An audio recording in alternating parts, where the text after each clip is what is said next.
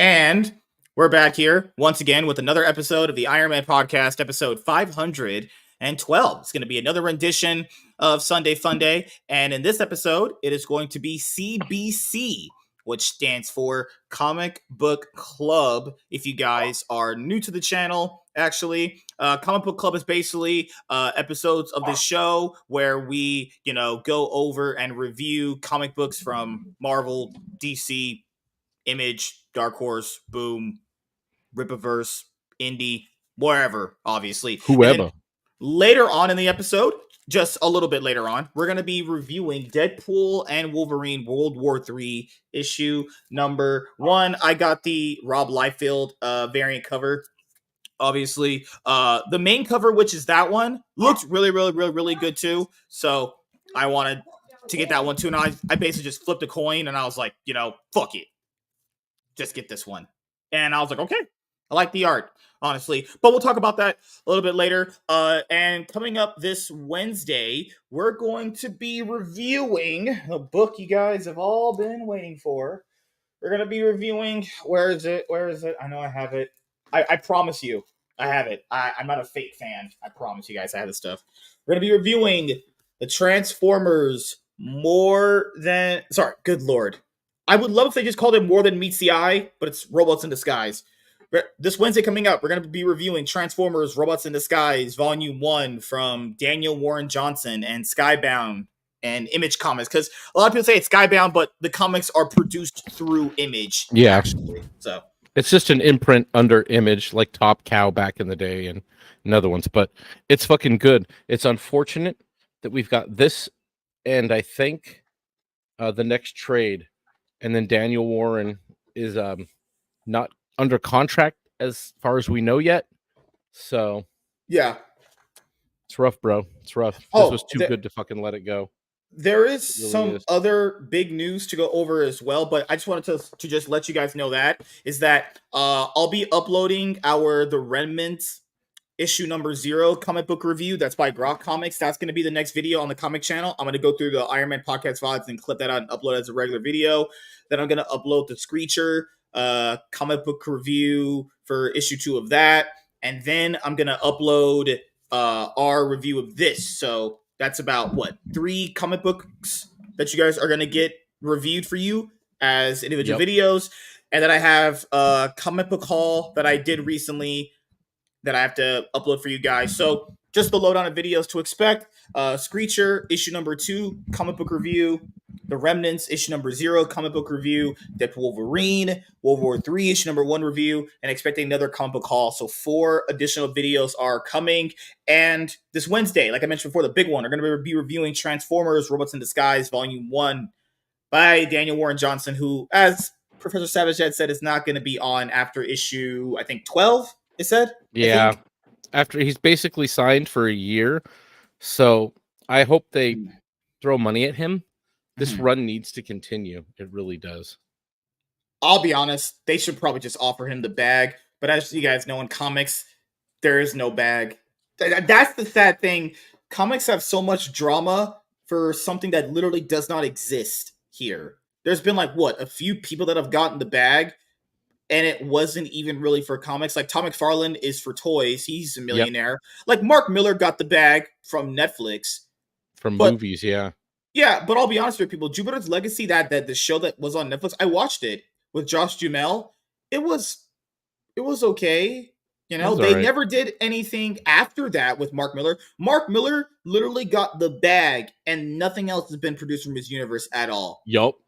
That's it. I mean, people just forgot about that. That's the best way to get the bag.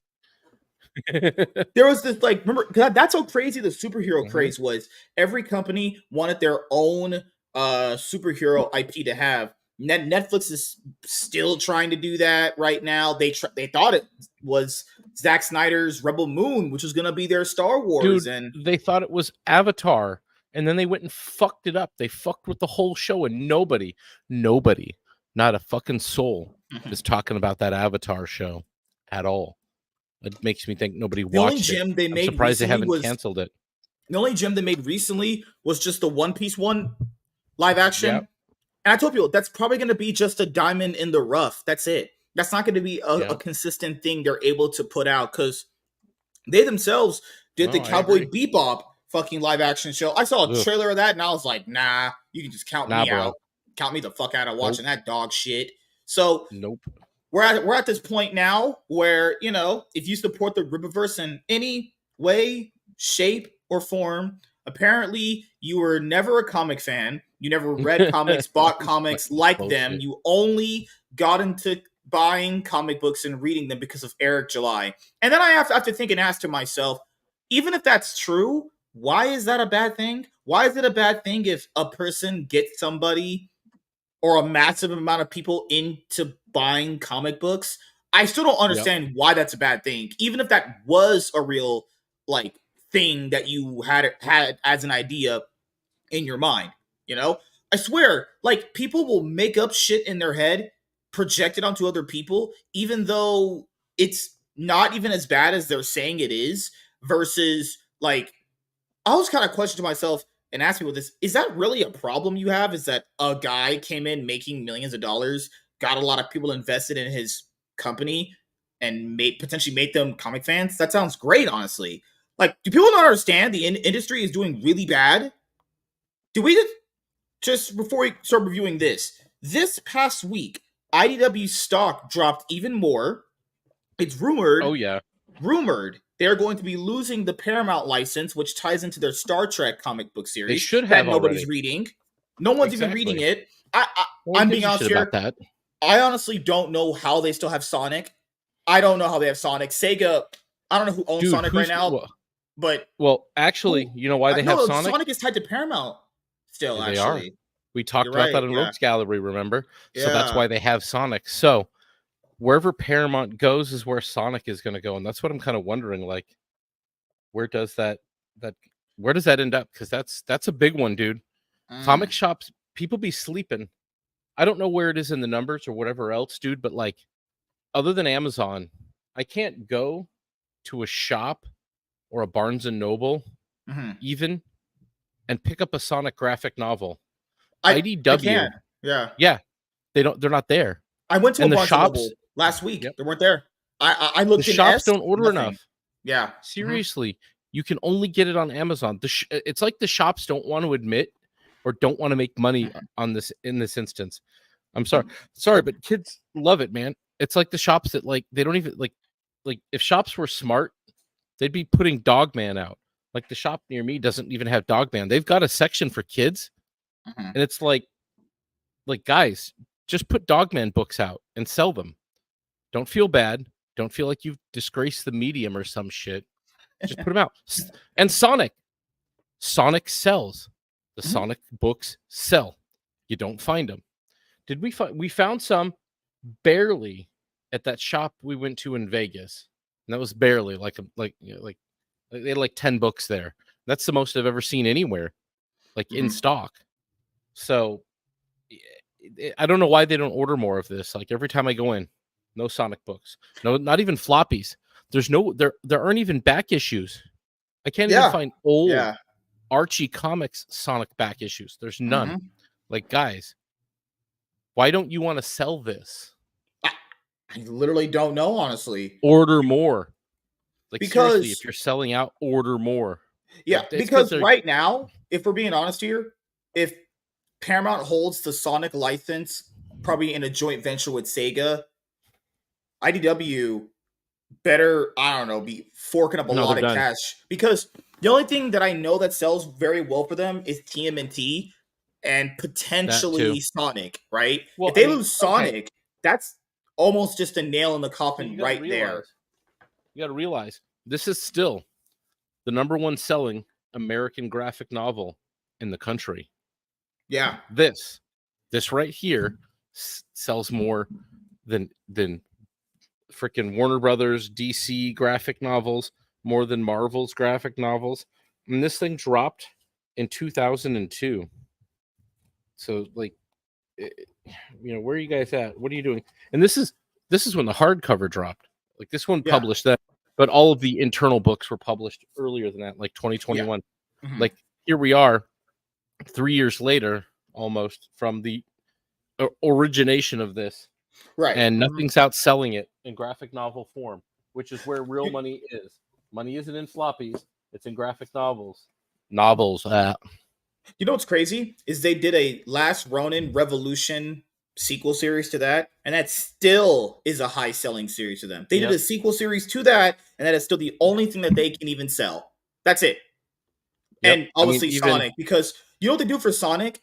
For Sonic, they do like these like these seasonal titles. Like they'll do one for yep. winter, they'll do one for spring. They just did one for spring actually that I bought. I'll even myself usually buy like some of the Sonic one shots, but I don't even understand how it's gotten so bad at their company that only basically two licenses they have can sell. I mean, we know they fucked over the Transformers one for sure. They did.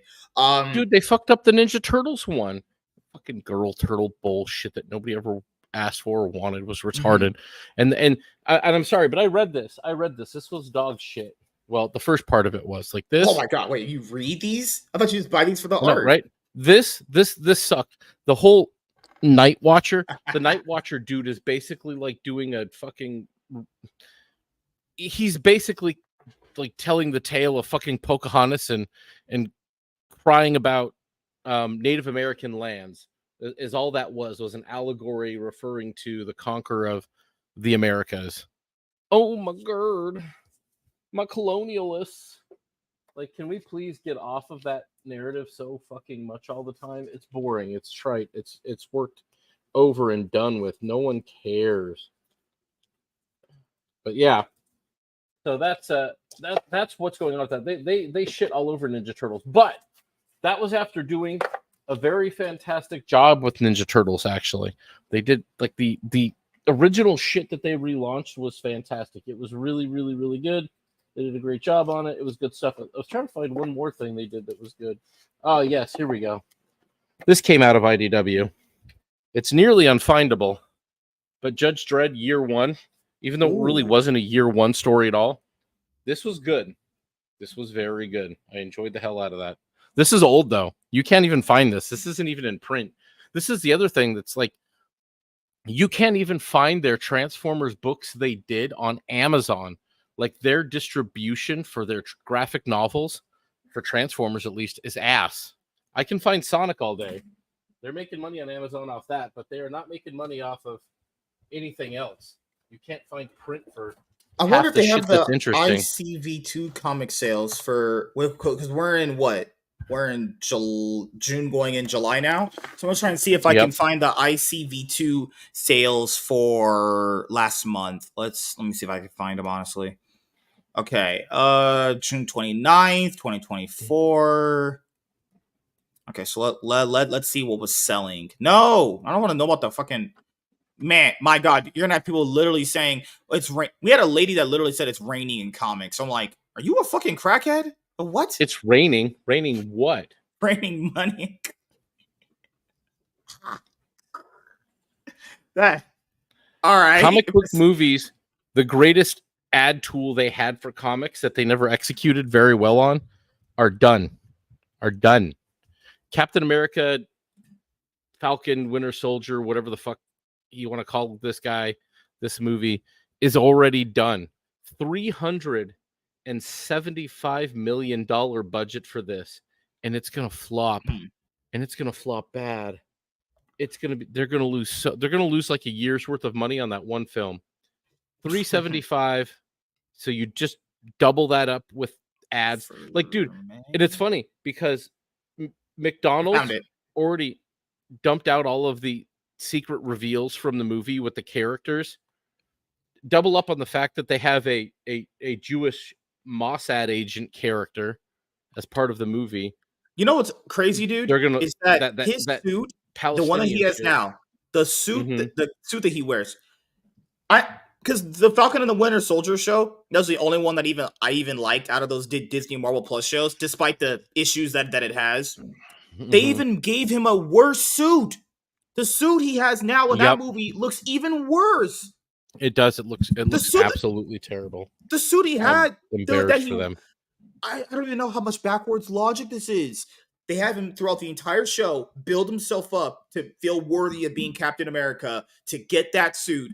Suit looks pretty fucking good, and they're gonna give him Yep. some ragtag bullshit that looks like that. That is a Yeah, big it looked downgrade. terrible even in the comics. They've never managed to make him be the Falcon and Captain America at the same time, and it Yeah, always looks bad. It still looks bad. Marvel holding on to that aesthetic for him yeah. looks terrible. The look of it, I don't care about the politics or your whatever the Mhm. commentary behind it. The overall graphic look of it as a superhero, it's too busy. It's ugly. It doesn't work. It just doesn't. Yeah. Him as the Falcon was great. Great character as the Falcon, but Mhm. we've always got to take characters of color, if you Mhm. want to call them that, and then give them the main character sloppy seconds. Which, in Mhm. the past, when you had like John Stewart as a Green Lantern, you didn't have to do that. They just made him be his own man. He was also like whenever anybody brings up the Green Lanterns, it's like you don't understand Green Lantern, do you? It is weird that they have multiple Green Lanterns in the Earth space. I think it's overdone, but I think that I think at some point they said that there's other sectors that do have more than one Green Lantern, but usually the excuse is always like, oh, well, so much goes on Earth that we need Well, more the presence Green there or whatever. Lantern thing, this is what people always conflate so many things because they've only seen like two examples of it in their life. People don't understand Yep. Green Lantern Corps, it does not mean a single person. Corps Yep. implies that there's many of them. There's leadership, there's lieutenants, there's people that do the shit that Ryan fucking hell, Hal Jordan and John Stewart do, like cleanup shit. Like people don't understand that like if there's an actual group of this character, that means it will be okay if there's a black guy, a white guy, a Mexican, a girl, a black girl. It doesn't matter because they've established the fact that we're Yeah. like this extends past this person. It didn't originally It always originate did. with Yeah. this guy. Yeah. But when Yep. when you have something like Captain America, that originates with Steve Rogers. Yep. There wasn't like Captain America's, plural. It's always been Yeah. just the one guy. And people will use the argument with like Miles Morales and Spider-Man, and it's like Miles Morales has nothing. I even thought about it at work today before we are gonna do like the review of the comic and everything. What does Miles Morales have outside of Peter's sloppy seconds, right?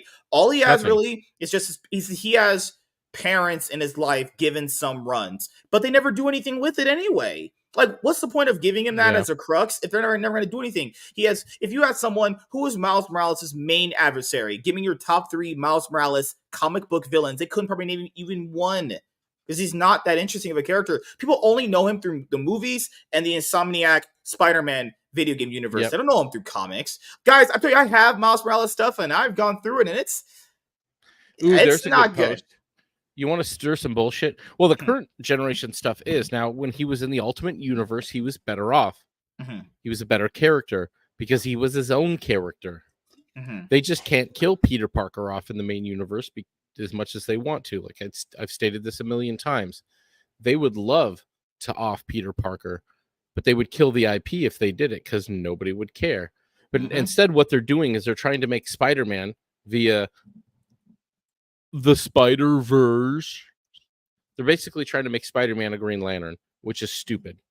It is a stupid idea. It's a stupid concept that never should have come to pass. But now we're basically fucking stuck with this idiocy because of Dan Slott and Zeb Wells and every other retard that came before them that wrote the Oh, book and just destroyed it. dude, I don't understand comic book industry at all. Guys like Zeb Wells destroy characters like Spider-Man. Let's be honest here. This is his only ever big shot ever. Like if he ever did anything indie, it wouldn't matter. People will go like, "Hey, aren't you the guy that No. wrote that terrible Spider-Man run for 50 issues straight?" Come on, guys. 50 issues straight. Yep. You guys know that these get released monthly. That means he has been on Spider-Man for approximately about 3 years, okay? Writing just churning out shit. I don't think I've heard someone, even on the internet, when I've been like looking through reviews, even say one good thing remotely about this guy. And that's sad because usually you find like somebody to shill. He's got no shills. He's got nobody that likes his stuff. And Marvel just kept paying this guy money to make Spider-Man comics and write them. Even Yep. though, because people would say, well, if they didn't like him so much, why'd they get rid of him? They don't like him because they just got rid of him right now. I honestly don't know why he was able to still stay there, but I hate people use those arguments too because let's be honest, guys, nothing they do makes any sense for the most part anyway. Yeah, it makes no sense to keep a guy who has literally been writing 50 issues of shit. It makes no sense, but comic book industry, so it makes sense because this is Bizarro world. Whenever we get here, then Tom King ruins Batman for a lot of people, then is allowed to go to another iconic character in Wonder Woman and then write her like shit because comic book industry is literally Bizarro World. If you guys know who Bizarro is, one of Superman's main adversaries, Bizarro World. Or if you watched Superman and Lois, the episode they went to Bizarro World, that is what the comic industry is. Comic industry is not normal industry shit. There is no reason why someone should be allowed to fail that hard for 4 years straight on a main character like Spider-Man and continue to have a job. That is unacceptable in any regard ever. And he said, well, I kind of just let them tell me how to do it. Then you're trash. Then you're garbage. Get out. You want to be a company man? Go make coffee for fucking, what's her name? The bitch at IDW who's tanking the company. The one that John De La Rose talks about a lot. Forgot her name. Oh my goodness. Heather Ontos. Yeah, go make coffee for Heather Ontos at IDW. Then if you want to be an NPC, do that. I imagine she'll fucking like that. Like, no, this is bad. Because literally, guys, I shit you not. When it was announced on Marvel's Twitter account that Jonathan Hickman was doing Ultimate Spider-Man and he was bringing the universe back after Ultimate Invasion had concluded its run, the amount of love that his post got for giving Spider-Man a family and kids was so overwhelmingly positive. I knew out the jump that book would sell because I saw the response. Usually tweets are very divisive amongst superhero characters, but that one was so much overwhelming love. It was just going to be a slam dunk to the point where DC is going to do their own alternate universe. Scott Snyder made an update. You see on his thing. Scott Snyder said, "Hey, I can't talk about a lot of things right now, guys. I'm going to be doing some big stuff." Basically, here's what's going to happen. DC is going to do their own Ultimate Universe that they've attempted to do a few times, but failed at it. Scott Snyder is going to be writing on Batman. Jason Aaron is going to be on Superman. And apparently the rumor is Kelly Thompson is going to be on Wonder Woman. I want DC to understand this. This needs to be successful out the gate. At least the Batman title has to be successful. Because, after Ultimate Spider-Man, people, I don't know the general reception of Ultimate Black Panther or Ultimate X-Men, but I should people know that if this line isn't successful, well, Warner Bros. Is in some really, really hot shit.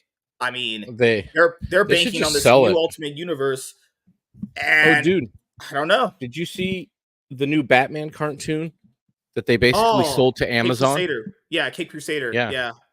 They gave it away to Amazon. That isn't even airing on their own fucking platform.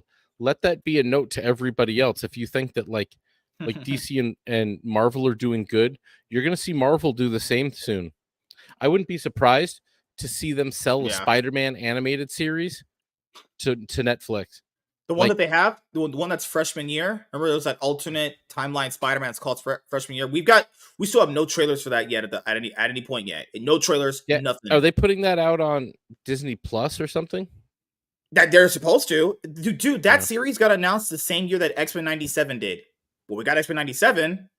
We sure haven't gotten that one. Yeah, well, you got one season of it, and then they fired the guy, and got that thing's going to be done. They fired the gay guy that made a good show. That a lot of people said, even though that's what we said. I don't care if you're gay and you write on a project, just like don't insert propaganda bullshit in there. Yeah, don't make it shitty. Yeah. Oh, and I want to show you guys the top selling graphic novels for May 2024. I don't know if they count comic book sales in this, but right here. Oh, obviously. Transformers Volume 1, Universal Monsters Dracula hardcover. Interesting. Teenage Mutant Ninja Look Turtles, what I said. Ronin hardcover. Right there. Yeah. Top 3 still. Top 3 only still. Transformers. Only probably the biggest, leaving IDW, they beat IDW's throne. The Universal Monsters thing, though, that's interesting. I don't even know what that is. Oh, yeah. Predator and Wolverine. Yes, I have that. That's going to sell. That's going to sell because it had Larry Hama on it, right? Mm-hmm. Yeah, so you've got fucking Larry Hama writing Wolverine. Of course, people are going to pick that shit up. Let's see what else you got on there. And then, you get into your Batman shit. This is the name that is so on the nose for a Boom Studio title. I have never heard of this, but the name is Something is Killing the Children Deluxe Edition. And we have had to have done this episode at the end of Pride Month. Damn. Oof. Wow. Oof. Oof. Something Yeah. is I heard the Nightwing transitioning the children. Bloodhaven Compendium is doing very well. Okay, what else is here? Void Rivals. That I have seen that sold a lot. Yep. And then this is the web comic for them, actually. So that's there. Is there any Marvel comic stuff? Marvel has what? 2 titles? One in 18? Yeah, And Miracle one in Man, 4. the reprinting Miracle Man, whenever they want to make a little bit of money, they literally go back and fucking dig that up so they can reprint it. They never do anything with that IP other than reprint it, which is probably a good thing. But yeah, this doesn't surprise me. What surprises me is that like we didn't see Duke on there. I'm surprised the GI Joe didn't do as well. Oh, that was announced too. The GI Joe title from Skybound. Yep, GI Joe #1. November. Yeah, I haven't read this yet. I'm gonna get into it, but I do have it. It is there. I've got Cobra Commander, I think, showing up next week. So then we got a real surprise. I don't know that we both have this, so I'll probably end up reviewing this on my channel when I get back into the game here. Yeah, Professor retired, guys. He ain't coming back. I ain't retired. I just am on hiatus while I deal with my personal life, which doesn't leave time for shit. The art, really good. Like John Malin stepped up his art game a lot. The book looks good. Just from scanning through, the book looks really good. I'm gonna make his crotch shine because it's more provocative. But yeah, you got really good art, really good line work, really big titties, really buff dudes. Like, art is fantastic. The story, though, I don't know. I can't necessarily speak to the story because I haven't read it yet. But we'll see. I've said this before, that artists aren't usually good writers. I can't think of a great, not a good. I've read good by artists. I've not read great. So I'm trying to think of an artist book that I've read that was an overtly great book with, not that it has no issue. Every comic has an issue, but not something that's just stands out like as a really great book. And I can't think of one by an artist. About the DC AI cover situation right now? No, that wouldn't surprise me though. Y'all motherfuckers better be Ooh, wow. I swear, if I ever buy a comic and it has AI art for a cover, I will toss that shit in the trash and I'll get a horrible. I'd rather have a dog shit cover for a comic than an AI I'm gonna ruin of it. Something for you, bro. Artists, all of them, they don't want to admit it. All of them use 3D assets and AI to enhance their work anymore. Like it's been, dude, stuff like that's been going on forever, dude. Since they started using Photoshop, since this shit wasn't hand drawn. I mean, what AI is? Let's understand that what AI is not real AI. This is. Oh, you muted yourself. Oh, you muted yourself. I don't know how the fuck I hit that. Like, okay. He was just dropping a verse and then just nothing. Actually thinking up in some sort of creative process and making art. It is literally processing the colors and the lines like a spell check does. Like when you do the AI stuff for like Chat GPT, it's just a very advanced spell check, a suggestion creator. Does do a really good job of parsing this stuff together, yes, but what it does is it searches through databases of information that it's been trained on, and it spits shit out. Like, you can't have it just generate you a whole resume or some shit like that. We've learned recently. You got to go back in, you've got to touch it, you got to fix the way it refers to things. Because the other thing that they are is very fucking repetitive. There is no creativity. And so these kinds of features have been in Photoshop for a while for art stuff, where you can touch it up, you can brighten it, you can rework it, you can have it do something different with the colors. You can have it fill in pixels. It's all kinds of it's been done in AI that you could consider early versions of what we now consider AI because it'll spit out a whole picture on its own, Mhm. even though they're very obviously AI generated every time. All right, I did find what I was looking for. It takes, God, they should make it way easier. Top 50 comics, May 2024. So we don't have the numbers for June yet because June just concluded. And guys, when the June numbers do come in, I highly doubt Pride Books sold anything. I don't even know why companies even bother What making even them are anymore. those? The Pride Month What books even is that? usually. Oh, What yeah, the you're hell is right. even that? Quality. That's why you wait 4 years for it. I don't remember how I don't know how many years that one was. I got that ordered in Thanksgiving of 2003, but I came into like the last round Mhm. of Godlike when they did the variant cover because this is Dale Keown's cover actually with Pitt and everything, and it's just a solid piece of art. Like it looks cool. Looks Dale good. Keown's Pitt. Yeah, Here are no, it's your a great cover. top 10. You have Doom number 1, Ultimate Ooh, Spider-Man number 5, how many units Amazing moved? Spider-Man number 49, which ties into Blood Hunt. Nobody's talked about Blood Hunt. Blood Hunts just came and went cuz Marvel's so bad at fucking pushing their big events. Transformers number 8, Ultimate X-Men number 3, Amazing Spider-Man number 50, Batman 147, Health Helverine number 1, Wolverine number 49, Spider-Gwen, the Ghost Spider number 1. Ugh, that's just because it's a number one. How many units did those move though? That's the real You fucking have to be question. a subscriber to see those. Oh, lame. I'm sure Uh somebody has it though. I can't imagine the units are great, but Doom number one, really, that's really? hmm. Keep in mind, What? guys. Transformers number 8 is Yep. outselling Ultimate X-Men, Spider-Man, Batman, Yep. Wolverine, Spider-Gwen. Well, Spider-Gwen's never really been that popular, but you guys see my point there, Dude, right? yeah, it's outselling fucking Batman. Period. There, just put. I mean, you could stop it that it's outselling Yeah, Batman. Doom number one. What they do? Put a really big name artist and writer on it to get that big of a probably. fucking sales. Yeah. There's no other way that they push that high. And Ultimate I'm Spider-Man amazed that number 5. Because that means people still haven't that dropped makes off the sense. series yet. That means people are still Yep. invested in this series, and it's doing 5 better issues in. than whatever fucking Zeb Wells is cooking up in that trash. All right, Well, I what can't are believe that Amazing Spider-Man 49 is even on the list too with Zeb Wells. Like, people who are probably fucking just buying cares? it because it's Spider-Man. I swear, people with Spider-Man and Batman only buy shit because it's Spider-Man and Batman. I doubt Yeah. many people are really reading what's in them. Like, how many average casuals go in the shop and go, "Hey, you got any Batman and Spider-Man stuff?" He gives some Zeb Wells shit. Oh God. Oh, that's a fate worse than death. That's a fate worse than death itself. Someone's like, "Hey, you want my Zeb Certainly Wells is. Amazing Spider-Man graphic novels?"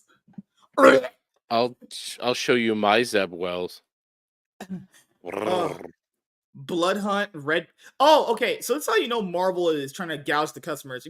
Okay, so the red band thing you guys have been seeing on Blood Hunt is basically the same shit as the regular issue. But here's the catch: that one's just more bloodier. That's it. That's it. Bloodier Hunt. It was more that time It, of the it month. had more. The red band editions have more violence. No, I am literally shitting you Ooh. not. That made them basically print the same book that they would have already printed just to show you more graphic art. That might have been Why? the single dumbest fucking thing I've ever seen a company do. That's the same Oh shit. god. It is It's dumb. the you're getting the same book, except it's just more bloodier or more graphic, It, I should say. it's a more That's so graphic. stupid. How is Yeah. that not stupid? If anyone thought that was a good idea, you're retarded. It Whoever bought into seems that, you're also stupid. Whoever well bought that, you're what's so dumb. interesting about that is that Marvel spent money to make two versions of the same book. Yeah, Like, just make the bro. first run graphic and say it's rated R or some shit.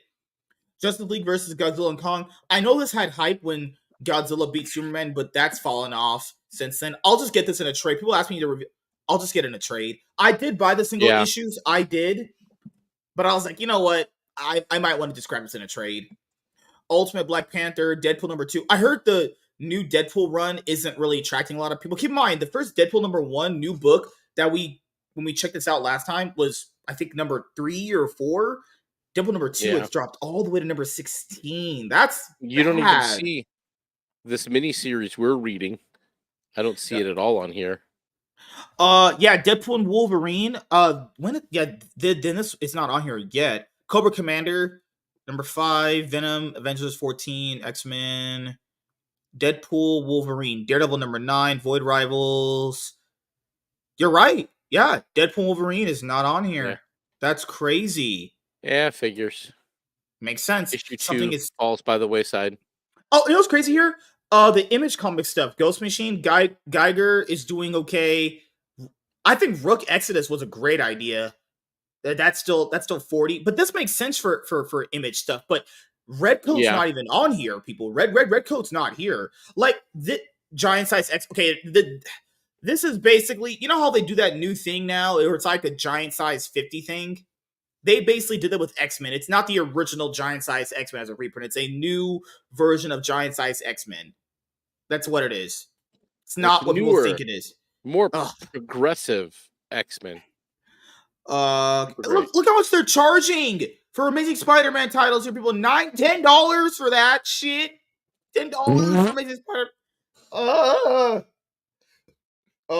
Red Coat's still there. Yeah, it's crazy because I swear, Ghost Machine with Jeff Johns, Geiger, Rook, and Red Coat, amazing art, fantastic artists he has there. They can't sell shit. They can't sell anything. They're guys. By next month, we don't have the June numbers. Red Coat's probably out of the top 50. Rook is on its way there, and Geiger is not too far along from there. Hopefully, Jeff Johns has an idea because his stuff's kind of falling off the face of the cliff.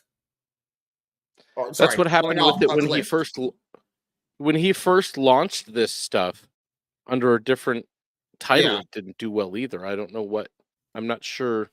He probably thought he knew. I don't know. He's just not finding his audience. I don't think. I just think that he hasn't figured out who his audience is exactly. So I don't know. I don't know, man. All right, guys. We're gonna get into the main course meal right here in just a second. Let's see. What the heck is wrong with this guy? What? Okay. Oh, do you like Daffy? Do you like Donald Duck? Yeah, kind of. They're gonna do a Wolverine Daffy Duck comic. Donald Duck comic? Yeah, but it's basically the idea of what if Donald Duck became Wolverine. Okay. I'm surprised it took him this long to get to crossing over. I'll be honest, that sounds kind of cool. With it could be fun. Yeah, it's like one of those fun reads. Who's writing it, etc. Oh, so let me give you guys the latest news really quickly. We're almost there. All right, preview. Marvel and Disney. What if Donald Duck became Wolverine? #1. That is. We know sell some money. This will probably make some money. Make some money. Sell some issues. Make some money. Oh my god! You know what I mean? I can't speak. I watch CNN.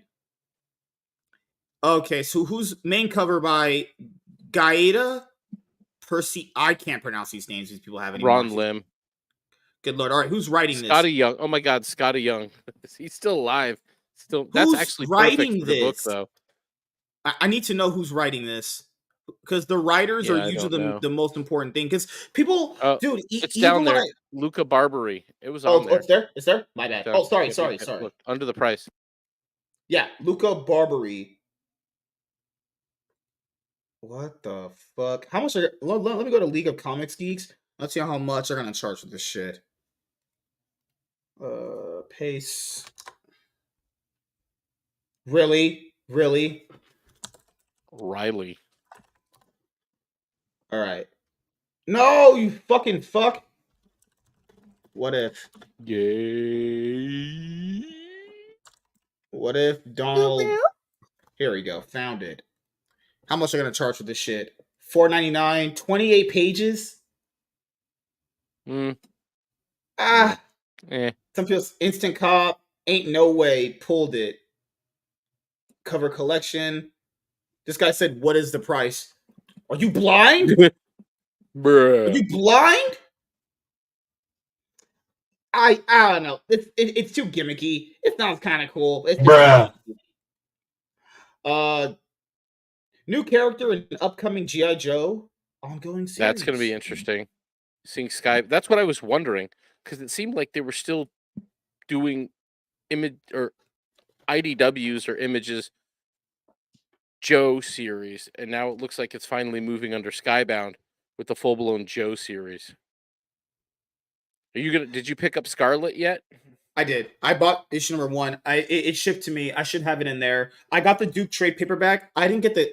I got issue number 1 for Cobra Commander, but I was like, you know what? I'm not that in love with Cobra. I was like, I'll just get this in the trade. So I'm gonna get the trade probably coming up when I get paid again.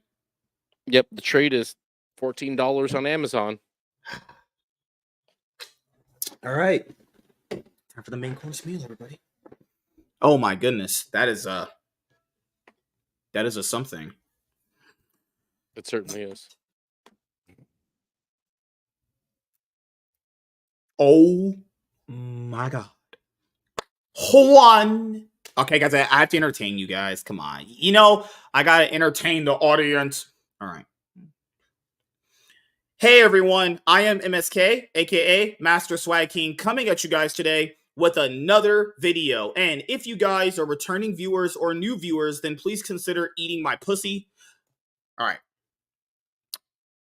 Try again. I got Almost that out. got it. I think about my wife eating my ass every day. Oh, you've got to switch to bussy. I'm professional now at this point. I'm reformed. Yeah. It's a little much, I'm not gonna lie. I'm reformed, guys, I promise. All right. Look at that big, juicy booty. You got this. I had sex with a woman. Oh! So can't believe I'm still laughing at the part he smacked his fucking microphone like he would bitch slap his wife. Holy shit.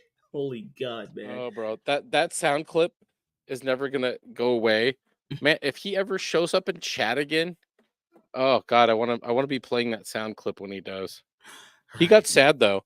He never said anything. He just snoped out because we didn't give him the link, so we couldn't get in there. And I wasn't trying to entertain him anyway. It's like I hate when. Okay, so this is something that I've always kind of done in my life. If I know someone's about to bullshit me, why am I even entertaining that? It's not worth it. Because the thing is, we're not even going to agree on the most simplest of things. It's not worth the time even discussing with someone like that. You know, he's made up his mind in projection and lies and bullshit. Me saying anything, he's just gonna be like, oh, okay. Even if you were to prove him wrong, he'd still go on his show and lie. But that's how bad it's gotten at this point. It's a worthless he never even conversation. said anything about it. I don't even think he brought it up.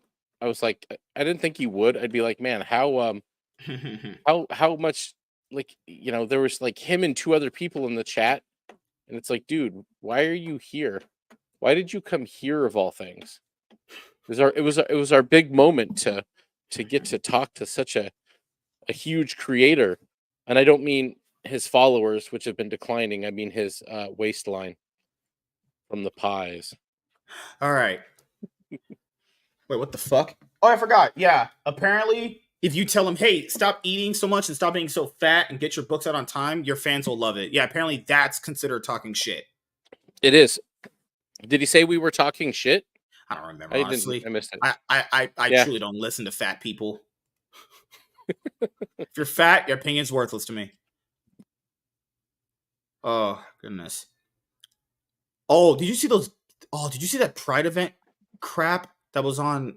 Just I've seen a couple things make it through to my feed, and they're all terrible.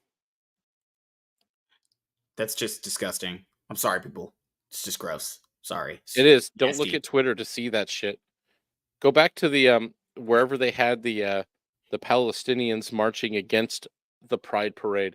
Nobody wants to talk about that, but I thought that was some of the most entertaining shit I've seen and probably will see all year. The left eating the left. There's going to be people actively protesting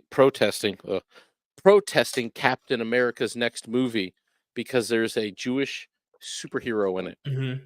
These people are going to show up at the theaters. They're going to protest it. The left is going to protest it. I think it's going to be Marvel's biggest fucking bomb because a good chunk of those shills will not go see that movie out of protest. Even the shills are going to knock that movie down. Well, people weren't watching the movies anyway. The numbers have been tanking for a while. I mean, I the think Marvels this is going showed to that. be a new low. This is going to be a new low below the Marvels. That's my prediction. Is that it just goes to complete and utter shit. Like even shittier shit. Not just what we've seen so far, you know. Ooh. All right. Hey everyone, I'm Black. No, I was kidding. That was actually not part of the intro. I'm just fucking with you guys. You ain't black. I'm gonna do this right in my butthole. My butthole is open and tight. Gay! Oh, interesting. Hey everyone, I'm MSK, aka Master Swag King, coming at you guys today with another video. And if you guys are returning viewers or new viewers, then please consider subscribing to the channel if you have not already. Leave a like on this video if you enjoyed it and comment down below. Also, make sure to hit that notification bell. That way you guys can get notified on whenever I upload a brand new video or go live. And in today's video, we are going to be doing a comic book review on Deadpool and Wolverine, World War III, issue number 1. So I want to start this off first with saying, if you want to go subscribe to Professor Savage Dad's YouTube channel or Rumble, or if you want to follow him on Twitter, I'll leave his links down below in the description box. That way you guys can go and give him some clout, because I'm all about giving people clout here. But in all seriousness, let's start diving into some important things. And the other most important thing I must tell you guys is, so we've kind of figured out on a structure on how to do these kind of things. So this specific series is only going to be 3 issues. And what that means is we could just basically pick them up when they come out, and we are gonna end up fucking my butthole. Number! I'm partner number 1, and you're partner number 2. Hey guys, I promise I will do it good right now. I promise. I'm not joking. I'm not mentally insane. Okay. All right. It's late, and I gotta do this. All right. My brain is working. And gay. Late and gay. All right. Hold on. Let me see if there's a... Okay. All this car go through? Fucking engine. All right, truck, go through. We know you're gonna get beer and shove heroin up your ass. Oh, that's the Honda left. That sounds terrible. All right. Hey everyone, I am MSK, aka Master Swag King, coming at you guys today with another video. And if you guys are returning viewers or new viewers, then please consider subscribing to the channel if you have not already. Leave a like on this video if you enjoyed it, and comment down below. Also, make sure to hit the notification bell. That way you guys can get notified on whenever I upload a brand new video or go live. And in today's video, we are going to be doing a comic book review on Deadpool and Wolverine, World War III, issue number 1. So, there are 2 things I want to mention before we review Deadpool and Wolverine, World War III, issue number 1, is that if you want to go and subscribe to Professor Savage Dad's YouTube channel, or follow him on X, formerly known as Twitter, links will be in the description box below, and go and give him some clout, because that's what I do here. I'm a clout giver, and I give all types of clout to the people that know me, actually. Second thing is, this is a series that was announced to be 3 parts, right? So I've kind of figured out a good idea of what I want this to really look like on the channel, but then again, these things are always subject to change given circumstances, depending on releases, right? Since this is only 3 issues, we kind of factored in, we could just literally review all 3 of the issues as they came out, right? Because it's only 3 issues, and then by the time we got the trade, well, we could have already had all the issues reviewed. Now, the only reason we would review stuff like this is if it had a number on it. So, like a mini series. So it would be either the numbers of 3 and 4. Anything after 3 and 4, unless it's a character we kind of both really care about and we kind of see the value in the series, most likely we just wait for trade. Or I would end up buying the trade myself, reviewing it myself, or However, I decide to potentially take on that character if I wanted to basically review the comics subsequently as they released monthly. So that's kind of like the format of how the reviews generally go. And I told you guys before, I'm going to start doing some of those John De La Roya style comic book reviews where obviously if we don't have the same stuff, then I could just do it myself, obviously. Those are going to come with different stuff that obviously you don't have or I have actually. So yeah, this is just one style of comic book review that we're gonna do. But yeah, it all just depends on how many issues are in the series. Is it a mini series? And do we consider? I would just wait for trade. Because at this point now, I think most of the industry is kind of leaning towards that, or at least the customer base is just waiting for trade. Now, I will say this: I watched several reviews of this. And I, for the life of me, couldn't understand what the people were saying. Not because I couldn't understand them because they weren't even speaking non-properly or they couldn't cohesively convey their thoughts. I've always said this. People can feel how they want about things. I don't care. But my opinions are going to be different. Like we had on the YuGiOh review. People didn't really like how we felt about YuGiOh. But then again, I know I'm being truthful. This is my opinion. This specific comic book kind of represents why people don't buy them. I'm not trying to be mean, people. I know comic book industry people watch these videos. I know they do, because they pick out who to block on Twitter. But please hear me out, okay? This book is the epitome of reason why people do not buy issues when they come out. Whether they're in threes, of a miniseries between, 3 issues or 4 issues, right?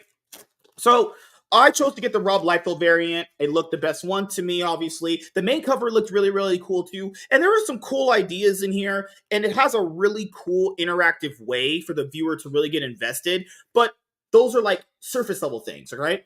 This book is the epitome of really good art. The art is like, man, fantastic in this. The artist on this was so effing good. The artist is Adam Kubert. He just did a fantastic job. He deserves all the money he got for this fucking title. He's always been great. So good. This is so good as art. Him and his brother, dude. That's Joe Kubert's son. I mean, he's second generation great artist. Him and his brother Andy have always been great artists. They've been working for Marvel. Like, I'm surprised they dug him out of the same hole they got Joe Kelly out of. I thought Kubert retired, but Adam Kubert's art has been wonderful. His style has changed a lot since I remember him. Some of it has, not all of it. Like, some of it's still very similar, but it was a different art style than I'm used to with him. And I will say this: if I was just judging this purely just off art and the multiple variant covers, all the artists put very good work into their variant covers too. I'd give this a 10 out of 10. No, I'm being honest here. If this was literally just an art book and I was just judging it purely based off that, this would be a 10 out of 10. If I did my top 10 comic books of 2024, this would be in top 10. Arguably number 5, considering how good the art is. But sadly, comics are more than just art. And as I've always said, art gets you in, good writing keeps you going, and buying the series, actually. So, the big thing to mention with this is actually not even the treatment of Wolverine. The treatment of Wolverine is actually really good, honestly. It's actually the treatment of Deadpool. Professor Savage he likes Deadpool a lot more than me. Deadpool's kind of always like been a one-note character to me. To be fair, I will say this: not really read that many comics based around him. I know of several things I've kind of somewhat checked into. I know some of the more popular titles. I know his backstory. I know the creation of him, but it's never been a character I've really been that interested in. But I will say that their treatment of him in this book has been very, very bad. Okay? You can tell the writer on this is Joe Kelly. You can tell he likes Wolverine more. It's not even that you think like, oh, I'm guessing the hypothesis. No. If you read this, you can tell he likes Wolverine more. Okay? So a big problem with the book in general is that this is supposed to be Deadpool and Wolverine. It's in the damn title. And then halfway through the book, after they beat like this villain, this minion villain that comic book heroes always fight, always these underlings, Deadpool's just not in the book anymore. And comes back a mind-controlled slave villain. Yep. And the name is Wade Wilson III. So you know how this is titled World War III? It's actually not. It's called World War III by, the name itself, but it's actually Wade Wilson III. Yeah. So that was just like, what? Wade The other Wilson the third. Where did you get Wade Wilson the third from? Oh, it was Away the from dialogue. well here. Oh, right here. This page. It's right there. Sorry, it's right there. Oh yeah. Yeah. His chosen name is Wade Wilson the third. So okay, I don't know if that might be sarcasm, but probably is. yeah. But Either way, I think another issue with the book, it feels like there's just some gaps in story here. Some I like, some I don't like. So here's kind of what really happens. The book starts off with Wolverine talking to himself. Also, the Wolverine dialogue is great. The monologue he has to himself is great. But this is stuff I've seen throughout the years. It's cool to always have it thrown back to you. I like Wolverine a lot. One of my favorite superheroes of all time. I love Logan. But this is dialogue that's not new or anything. This is stuff that I've seen, I've read before and I've kind of seen before, honestly. Yeah. The book does this really cool idea that I thought was super interactive that I hope a lot of more books do. So you're reading it, okay? So it opens and then it does this vertical thing where Wolverine's backstory is shown a little bit. That was really cool. I think that's awesome. That is a really cool idea. I hope more books figure out how to do that. That made me actually want to interact more because I wanted to engage in reading the dialogue. It was awesome.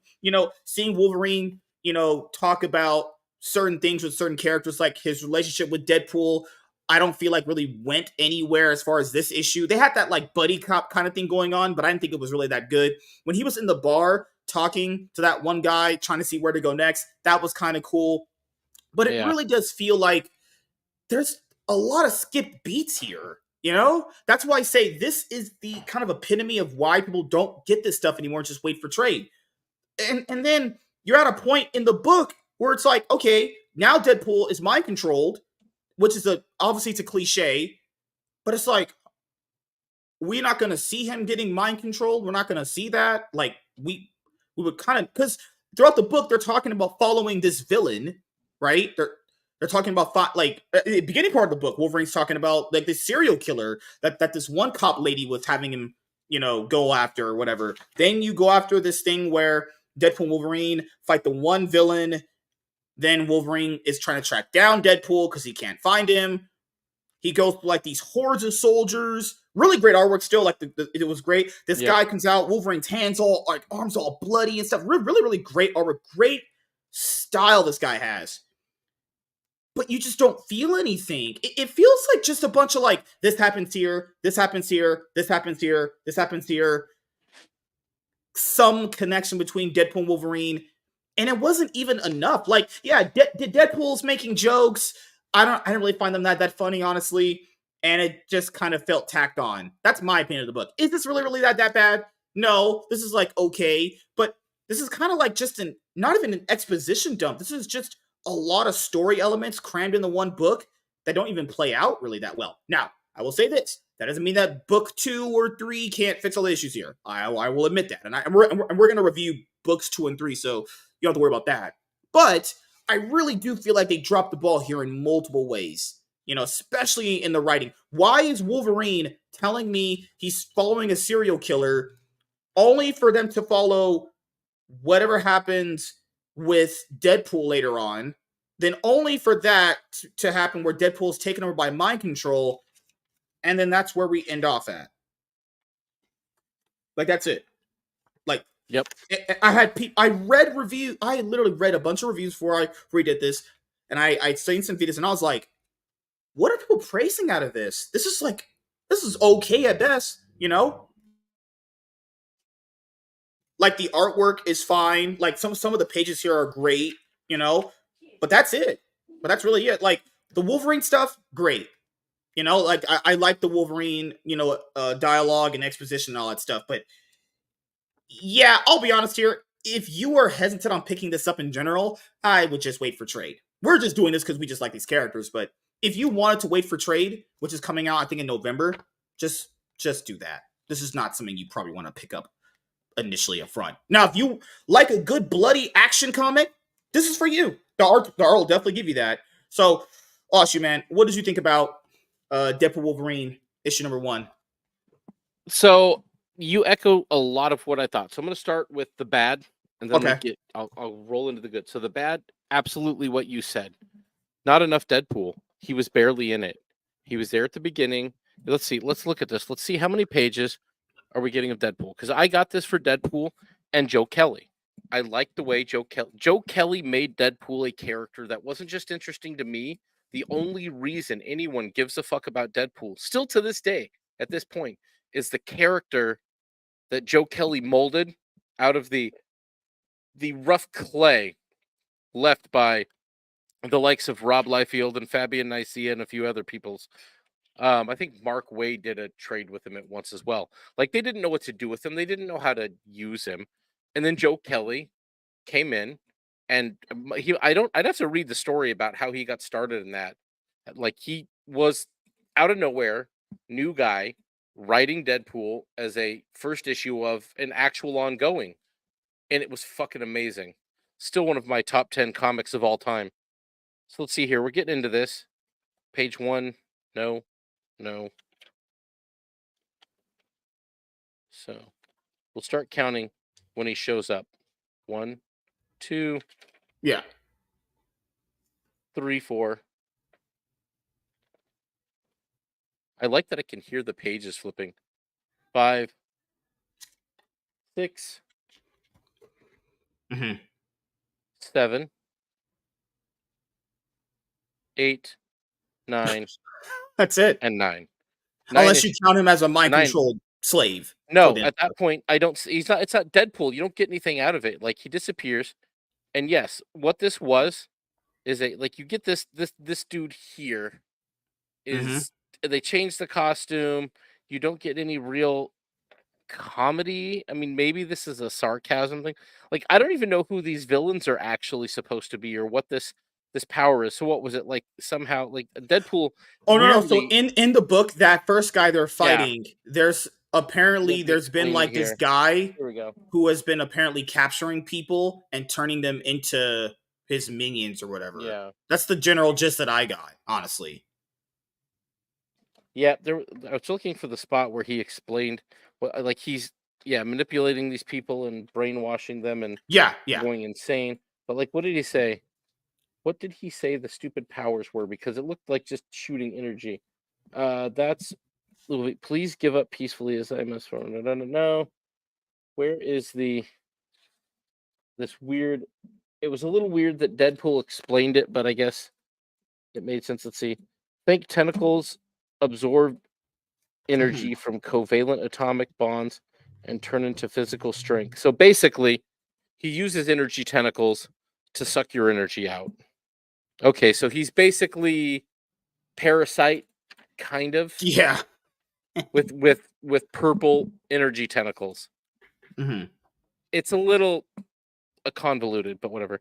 I think the best page, I'll come back to the best page. So the power set of the bad guy was convoluted, but the rest of this was a Wolverine book, like, featuring Deadpool shows up like Little John. He gets in a couple bars at the beginning, and he shows up at the end, and he's like, "Okay," and this is what it is, and it's barely him. You don't get a lot of good setup for who some of the characters you're running into are. Like, Wolverine clearly knows a random Russian chick. No setup for this. Don't know who the character is. All of a sudden, he's in Russia. Like, This is like this is what's interesting, is there's no passage of time, so it becomes very jarring. Now, the action sequences, like you said, they're there. I'm gonna get back into that, but yes, so it becomes very jarring because time. You don't even know how much time has actually passed between him leaving Canada. You just assume. Yeah. And there's no setup for where he's going. You get this, like, silly cell phone left in a room above what is it, Tim Hortons? Yeah. That was a good joke. But then where did he go off to? Then he's in Russia. So all of a sudden he's in Russia. Again, no time passing. You don't know what's going on. No real good explanation of it. It's just like he sees this thing and he's like, diabetes and desperation, burner phone unburned, lucky break. And he's like, fucking Deadpool. Doesn't say anything, no explanation. You don't see anything from the phone. And then, oh man, you're in Russia. Out of nowhere. So yes, Like it was this. If this is a buddy cop thing, and maybe again, issue 2 It's is here. I yeah, just yeah. picked it up on Friday. Maybe Yeah. we get some exposition. Maybe they go backwards. Maybe they tell you something. What this, and I'll come back to it when I get to the final thing. But my Yeah, biggest problem, not enough Deadpool. The Wolverine stuff was good. So I'll get into the other bad part of it is like you said, lots of beats missed. I don't know what's going on. It's so jarring constantly. You're jumping Even so the ending. quickly through The this ending Duncan is stuff. like Yep. the ending is like, I don't know if he's playing some sick joke on Wolverine or did he actually go through with that consciously. Like I can't tell that from the panel because like even Wolverine's like, dude, what are you doing? Like he's just what the fuck's wrong with you? You don't know what's going on. It's like, okay, is this did they brainwash him? What happened to him? Because you stop seeing Deadpool after 9 pages, and then all of a sudden here he is. He's using energy sword hand, so like somehow he's got a power set similar to the last guy. Like there's some sort of machine that's turning people into energy vampires. I don't know. Yeah. I'm not sure exactly. You get all this going on here, and it's like you get to the end of it here, and it's just like, here it is. Let's see, this is the power of change. I don't even know what the hell that's supposed to mean. One of the villains in that place he's fighting, that villain, whoever that guy is just spouting nonsense. He chose change. It was the third time the charm it worked on him. Like just a random dude that appears after that apartment he's supposed to be staying at because Deadpool let him stay in that apartment. Whoever the hell that is, it's like the YuGiOh #1 villains just talking, and it means nothing. He's just talking. Well, that was the thing. It's like I don't know what's going on here. I don't know what this. It was like the hero or the guy at the beginning. Now I'm guessing some of the things that he said were repetitive and very distinct. Now, if they don't cover that in issue 2 to make any kind of fucking sense at all, then shit don't make any fucking kind of sense at all still. Issue 2 is very key to this series. But I'm going to go over the good stuff that I like, and I'll give you my synopsis of why it is I think this is the way it is. I've figured out, just going over this again today, exactly what happened here. And now you can't find it out because you can't know these things, but because you can't, nobody will tell you. But so right here, now the way he's drawn Deadpool, fantastic, good. I think I've seen Adam Kubert draw Deadpool a couple times and it was always good. This style of his is a little different. It's got a little less line work. It's a little more like it's a bit different, but it's still kind of similar. He used to feel more three-dimensional, and this feels a little flatter to me. There's something about it that's very different, and it probably has something to do with the inker, whoever's doing the inks. It isn't the same guy that used to ink for them. I don't know who Frank Martin is. So, but the action sequences, good, great. The panel work, all of the way the panels progressed, very good looking, very nice. I too liked the thing at the beginning with Wolverine's past. This is how I knew. As soon as I saw this, I'm like, oh, this is going to be a Wolverine book. Like Deadpool featuring Deadpool, not Wolverine. Unless book 2 has like a Deadpool origin at the beginning, this is very much meant to be a Wolverine story where Deadpool shows up. Why? I will get to that. This right here, though, this is good. This is some great. This took him a minute. This took some time for him to draw. Great action, full page. Like this is how you do it. This is how the pros do it. All the rest of you artists out there in the indie sphere, when you want a big action scene that's supposed to hit, like you're like, Wolverine, Deadpool, whoever, Batman, just getting hellfire in front of him. You want to see that. You want to see it, and you don't want a 2-pager for that. You want to see all the bullets or lasers or whatever coming at him. So you want that length for like this is him back here, all the guns here. This is fantastic. Great art. That's poster Wolverine right there. Like seriously. Though the claws, this is one thing I did have a problem about. So this is a mistake. This is a mistake that a pro made here. Well, maybe. Let's see. Hold on. Let's get the camera in here and look at that really closely. Okay, maybe not. I was going to say the claws here, definitely shorter than the claws there. But I think it's into the metal.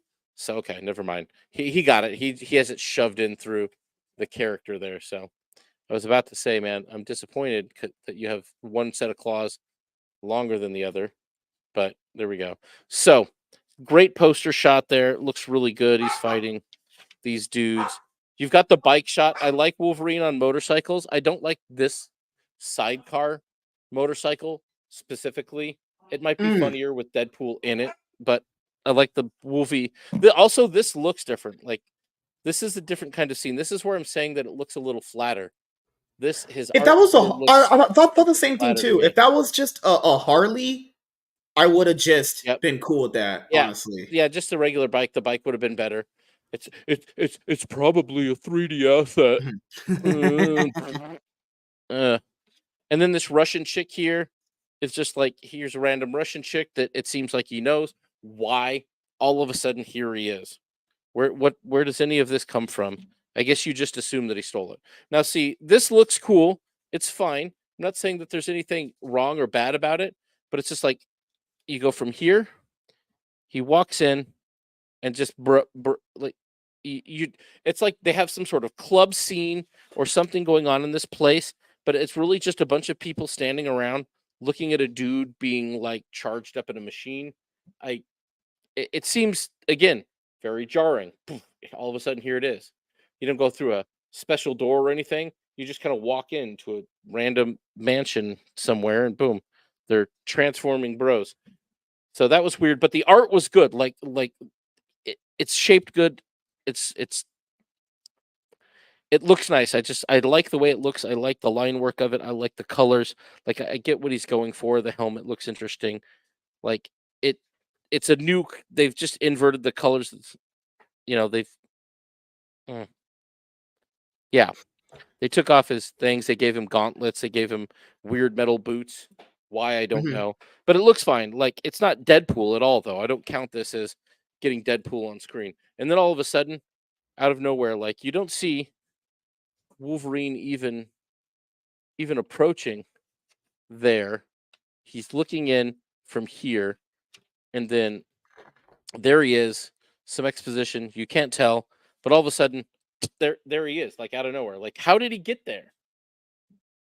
The art is good though. Like I like the way it looks, though I feel like his style was inked a little differently here. Like, you look at this here and you see this figure and the big here, but you look over here, there's something that throws me here. This is the same kind of thing that happened in Alpha Core. Like, the way something was done here, the characters just look different here. Like, I keep going from a nicer detailed Wolverine and like a good fight scene. Like, where'd we go here? Let's go back here. Come on.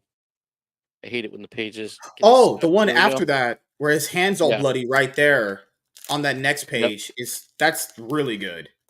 Yeah. So see, this is really good, and this is more old Adam Kubert style. But then you get, over to here, and it's not. It doesn't. There's something less defined about the way the character looks. I'll be honest with you. I don't know if the editor. Well, we know this editorial staff potentially had a decent amount of input on potentially what Joe Kelly could write in the book, because a lot of people are going to probably think that this is going to intrinsically be linked to the movie to sell it. Guys, I was going to point it out right here. Comic books to movie sales do not happen, and movies selling comics also don't happen. So this only exists really because the movie's literally coming out this month, actually. July 2024, right? But if this is to promote the movie, this is not a good thing to do that, okay? If this is what the movie's story is going to be, that's going to be bad. It's not. Actually. There's no way. At all. This isn't even remotely related. Like, look at his face here. Look at Wolverine's face on this page here. Like, see that. Yeah. Now watch this.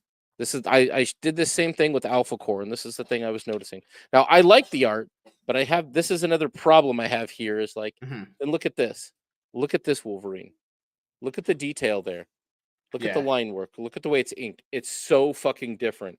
When you mess with the art like that, or your inker isn't as consistent, we see this. Whatever it is that they've done there, he just didn't put in the effort in some of these things there, but these close-ups he did. So overall, why I think the art is good, and this like the dialogue is good with Wolverine. Wolverine's dialogues with himself are fine. The Deadpool stuff that you get for a few pages that you have him there is mostly fine. The villain is a little boring, a little done before, at least what you know of it so far. It's a little mystery box that isn't doing what mystery box should. And it's like power absorbing tentacles. It's basically purple energy crossover between like Omega Supreme and Parasite, like, or not Omega Supreme, fuck. Omega Red. But what I think this is, what really happened here. So this is what I think after all of that. This book was pitched probably by Joe Kelly and Adam Kubert as like a 5 or a 6 issue miniseries. Marvel came back and said, "Can you do it in 3?" And they said, "What was the page rate again?" Yeah, I guess we can. I mean, we can cut this out and we can cut that out. We can chop this scene. Yeah, you're right. Because, dude, if this was an ongoing series, like this went past issue 3, guys, this would fall off a cliff after issue 3. Like an actual cliff. Yeah. Like stores would stop buying this after issue 3. This is arguably like, I'll be honest with you, this is arguably, outside of the art, a really weak opening as far as like storytelling for a series with 2 huge flagship characters. Like, this should be easily able to have a really good writer on it that can tell a cohesive story on one part. What it like, should have dude, been. It goes from like literally Wolverine thinking this, so he's talking to himself about something else, for it to go into a villain plot, then to end up somewhere else where the villain's there, and it's like, who are the writers they're hiring? This is not storytelling. This is like fucking how you learn how to place Lego blocks together.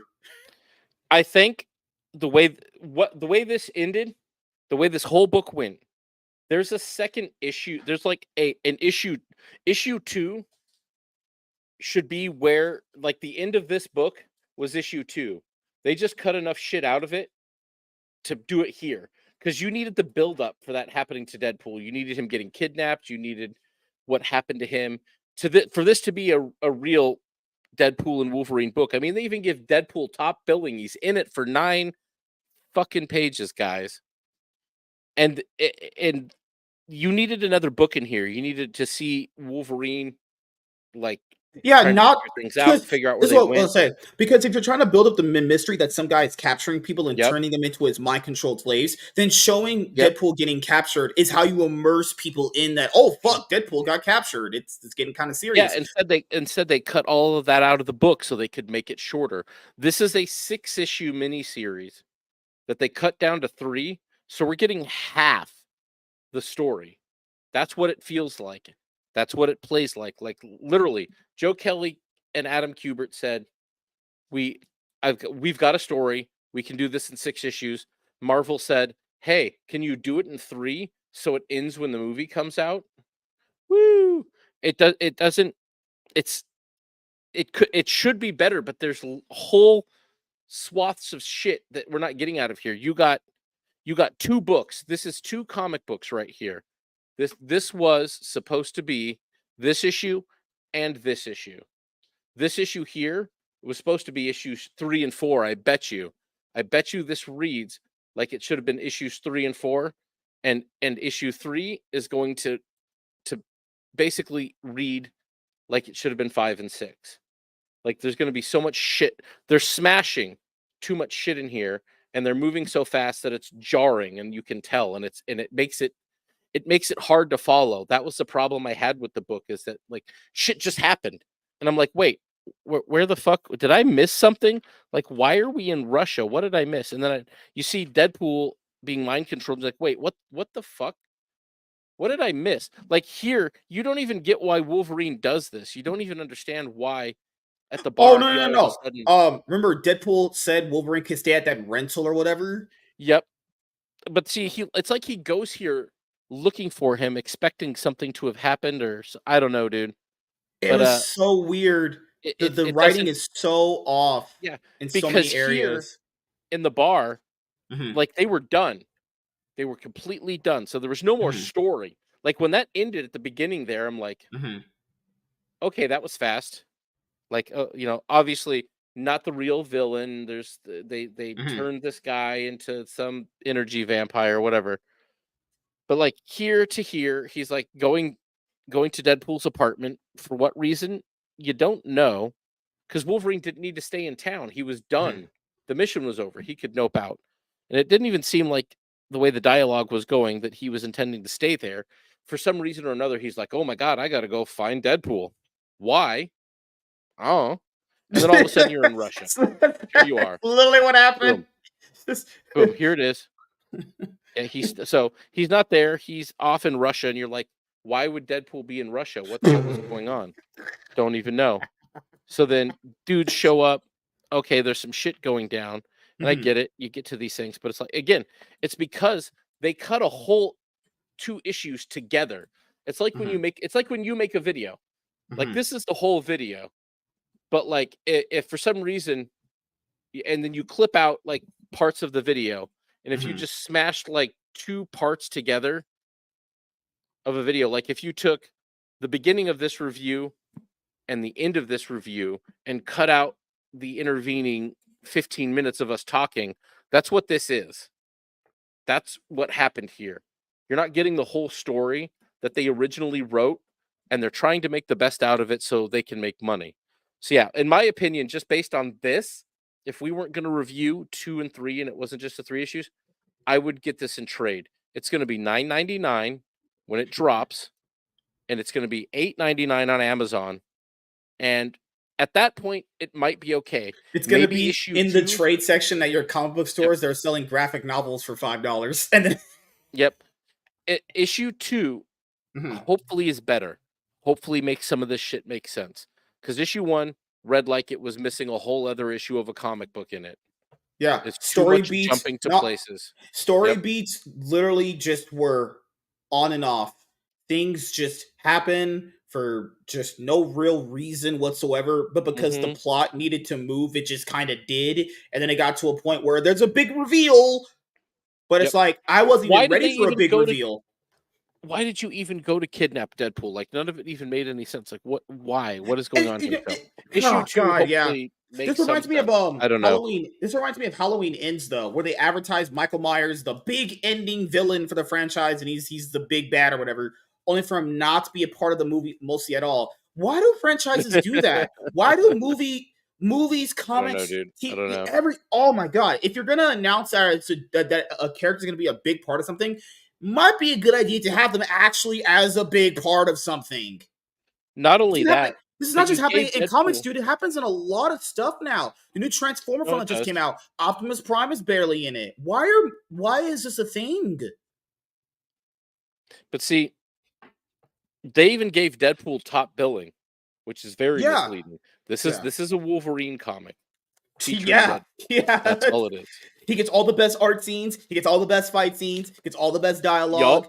Deadpool is literally just... Oh, yeah, I get Deadpool makes jokes. I understand that, but there's going to be a little bit more to him than that.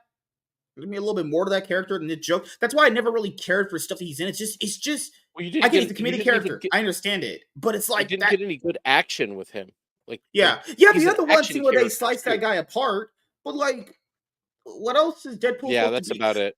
Like, the way the book kind of made this, the way the narrative was going, it made it sound like they were really cool with each other. And it's like, I don't know if that's even the case in this story. It made it sound like they were like cool, like a duo, like Jackie Chan, Chris Tucker, buddy cop kind of thing. I didn't really feel that when I was reading it. I felt like what they were trying to do. Yeah. They didn't pull it off. Well, you know why they didn't pull it off? They didn't have enough time together at all in the book. Not even close. You need them to like, and when you get to the second part here, they've got to resolve all the mind control, which is probably going to be the first 12 pages of it. With ads? Hopefully not. Yeah, with ads. Hopefully not. Hopefully they get it done in 5. That's something I hope they get done with, because I'd rather get back to the buddy cop story that they were trying to do, that when they originally wrote this story, that's what it was, because they had at least the first 2 issues, maybe even at the end of issue 2, you would have seen what happened at the end here, the reveal of Deadpool being mind controlled. And then issue 3 would have probably set up all of issue 3, him and Wolverine fighting. Issue 4, probably that is still going on, and then a resolution near like halfway through issue 4, and then 5 and 6 would be them going after the real villain together. This is how you've got 3 acts, stuff, yeah. 2 issues per act in an action flick comic that this should have been. 6 issues. Marvel just didn't want to pay for that, or they wanted it to be done before the movie came out. I don't know why they did this, but this story was not written this way. Dude, let's be honest here. This is a originally. cheap attempt at a cash grab at a number 1 so they could sell this to people before the movie. When in reality, this has never been the case with anything. Comics to movies or vice versa does not work. And if this is any indicator of what that movie might be, well, that movie's in big trouble because the writing in this is not good. It's not. It's the writing. The dialogue is good though. This is what dialogue is good. Yeah, the dialogue is very good. This is what makes me think. And Joe Kelly knows how to make a fucking plot with Deadpool, and he's worked with Wolverine in the X-Men comics. The problem that I really think is here is that Marvel editorial came in and said, "No, you got 3 issues, not 6," and they chopped it up and got paid and said, "Well, this is gonna suck, but we got to put it out. We already got paid." So this is unfortunate. This reeks of editorial, and that's what scares me about Joe Kelly's run on Deadpool, or not Deadpool. Sorry, Spider-Man. If editorial did this to this story that didn't need to exist, it was literally just them wasting money at this point. It didn't need to exist. It didn't need to get written at all. So if they're doing this to him now, sacrificing what could have been a really interesting 6-issue miniseries that would have made for a great $19 trade paperback, what are they going to do to him with Spider-Man? Like, really? Don't trust the fucking editors, bro. This is like Spider-Man 2, the movie Amazing Spider-Man 2. Yeah. There's a good movie in there. The editing fucking ruined that movie. It ended like 3 or 4 times, dude. That there was a good movie in there for Andrew Garfield and Jamie Foxx as Electro, and editing fucked it up. Nice. Editing fucked that movie up, and the edit. This is editing because the art is good, the dialogue is good, the pacing is good. The pacing is fucked. Yeah, the pacing is fucked, and it's too jumpy. The story beats are fucked and too jumpy. Yeah, it's too abrupt. I feel like they had an idea of what. Yeah, I feel like they had a good idea of what the pacing was gonna be, but the story beats can't fix it. Honestly, you know, because that's just how I feel. Like, you know, guys, for the most part with this, and that's the problem when it comes to duo titles like this. If someone likes the other character more, they just get more to do. It's just what it is. Yeah, you know. I think there was more for Deadpool to have done in there because Joe Kelly liked Deadpool. He wrote him. He created what he is today. I really believe that the editors told him this needs to be Wolverine forward, and you get 3 issues, not 6. Because who the fuck? When's the last time you saw a 3-issue miniseries? And they usually do 4. It's always standard 4. At least 4. They did 4 from Ms. Marvel recently, but you know, no one read that. 3 is so fucking weird. That's what I'm saying. They chopped the comic book out of here. This should have been issue 1 and 2. Just that story beats would have worked, and you would have got everything you needed to understand out of it. And I feel like just certain parts had the right idea of what they were going to be, but it just jumps in many different directions, you know? And yeah, man, anything else you want to say before we head out of this review, actually? No, it's I mean, if you want an art book, it's good. Personally, wait for the trade if you want to read this. I'm going to read issue 2 here this week. We'll see how it goes. Don't know. I'll find out. Maybe some things get explained. We may come back when we do the next review and be like, oh, shit. Okay. But we'll see. I don't know. Yeah, as you guys know, this is a 3-issue series before Deadpool and Wolverine, the newest Marvel Cinematic Universe movie, comes out. I mean, you guys know, like, I don't give ratings for stuff anymore because people will just normally skip to the end of the video to hear the rating. If you like Adam Kubert's art, and if you like good bloody action, this is for you. But if you wanted something a little bit more written better, this is not it. Just saying.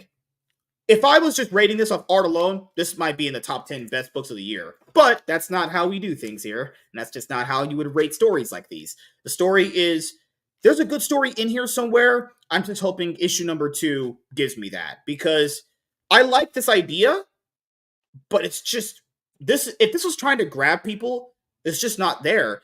And this is the reason why people just wait for trades. This is not something I would have been. I just imagine if I was dropping like 2 racks on comic books a week, and I got this in there, and I was reading this, and I was like actively pumping out reviews, I would have took this off my pull list instantly. The only reason why we didn't do that is because this is only 3 issues, right? If this was a thing that went to like issue 5, this is off, and like if that issue 2 isn't good, I would have already just been like, nope, trade, instant, no, this is not worth it. It's just not worth, honestly, you know.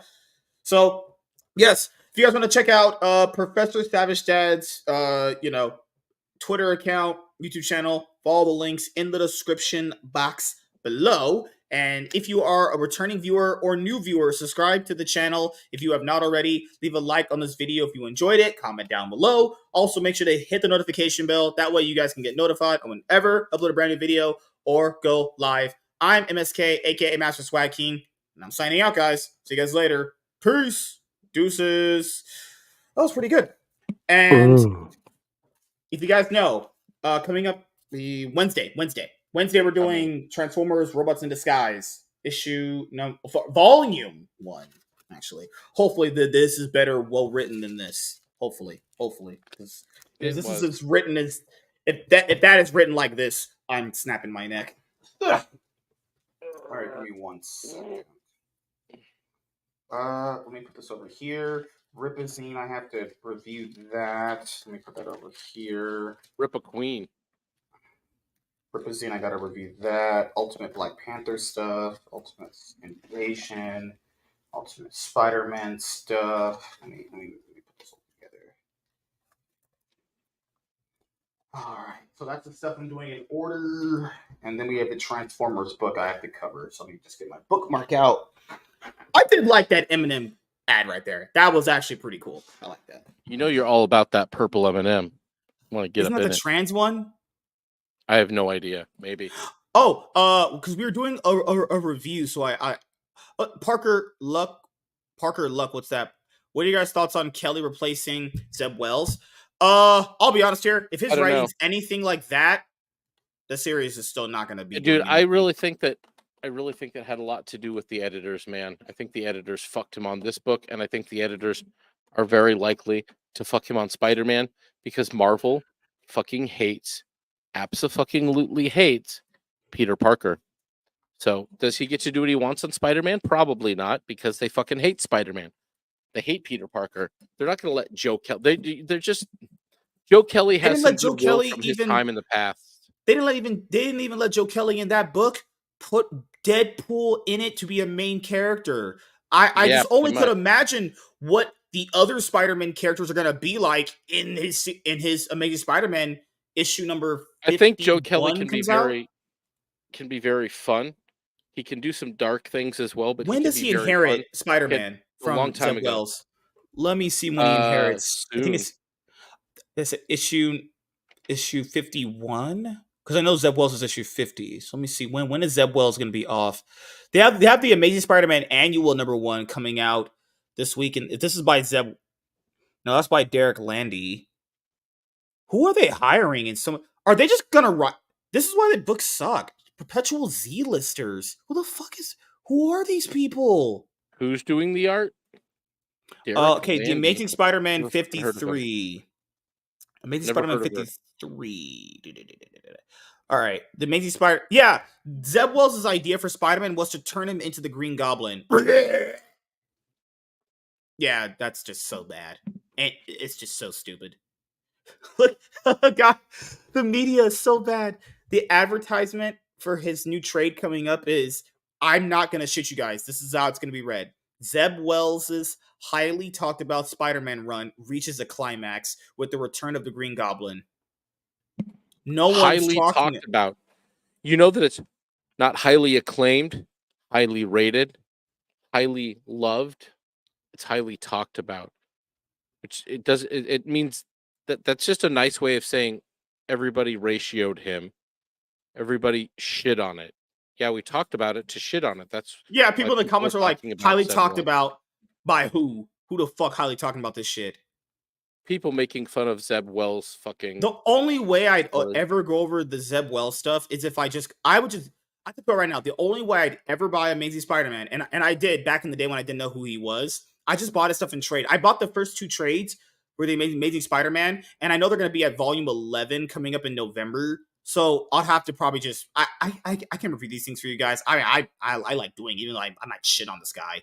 But bro, I tell people this, there's no reason to buy Amazing Spider-Man.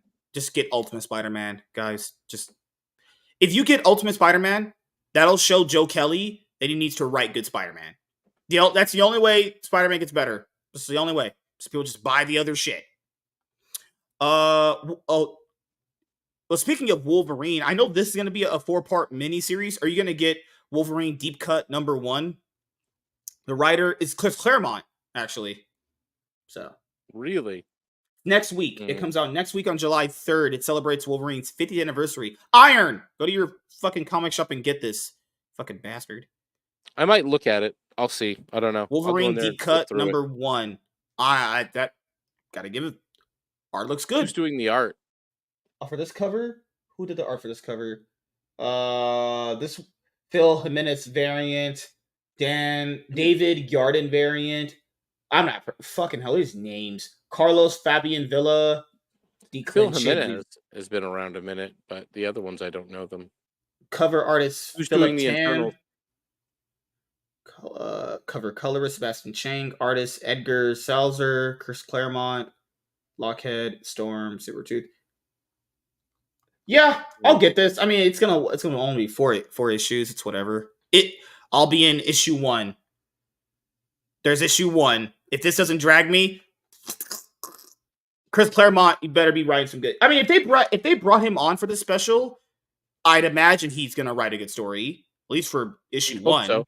You'd hope. Hey, so, everybody yeah. thought that about what the fuck's his name on Doctor Who, the old writer from Doctor Who coming back, and then he shit all over everyone's expectations. He said, "K, he's lying, guys. He's not getting this with us. He doesn't want to be part of the cool kids club." Just kidding. Parker says, "I believe it will be in October when Joe Kelly will be writing the Amazing Spider-Man book when Wells is done with his Tombstone arc." Look at this, guys. I'm not shitting you. When I'm talking, I don't mean this in derogatory ways. Deserves a tombstone. What level of an idea is this? Spider Goblin. Peter Parker turning into the Spider Goblin.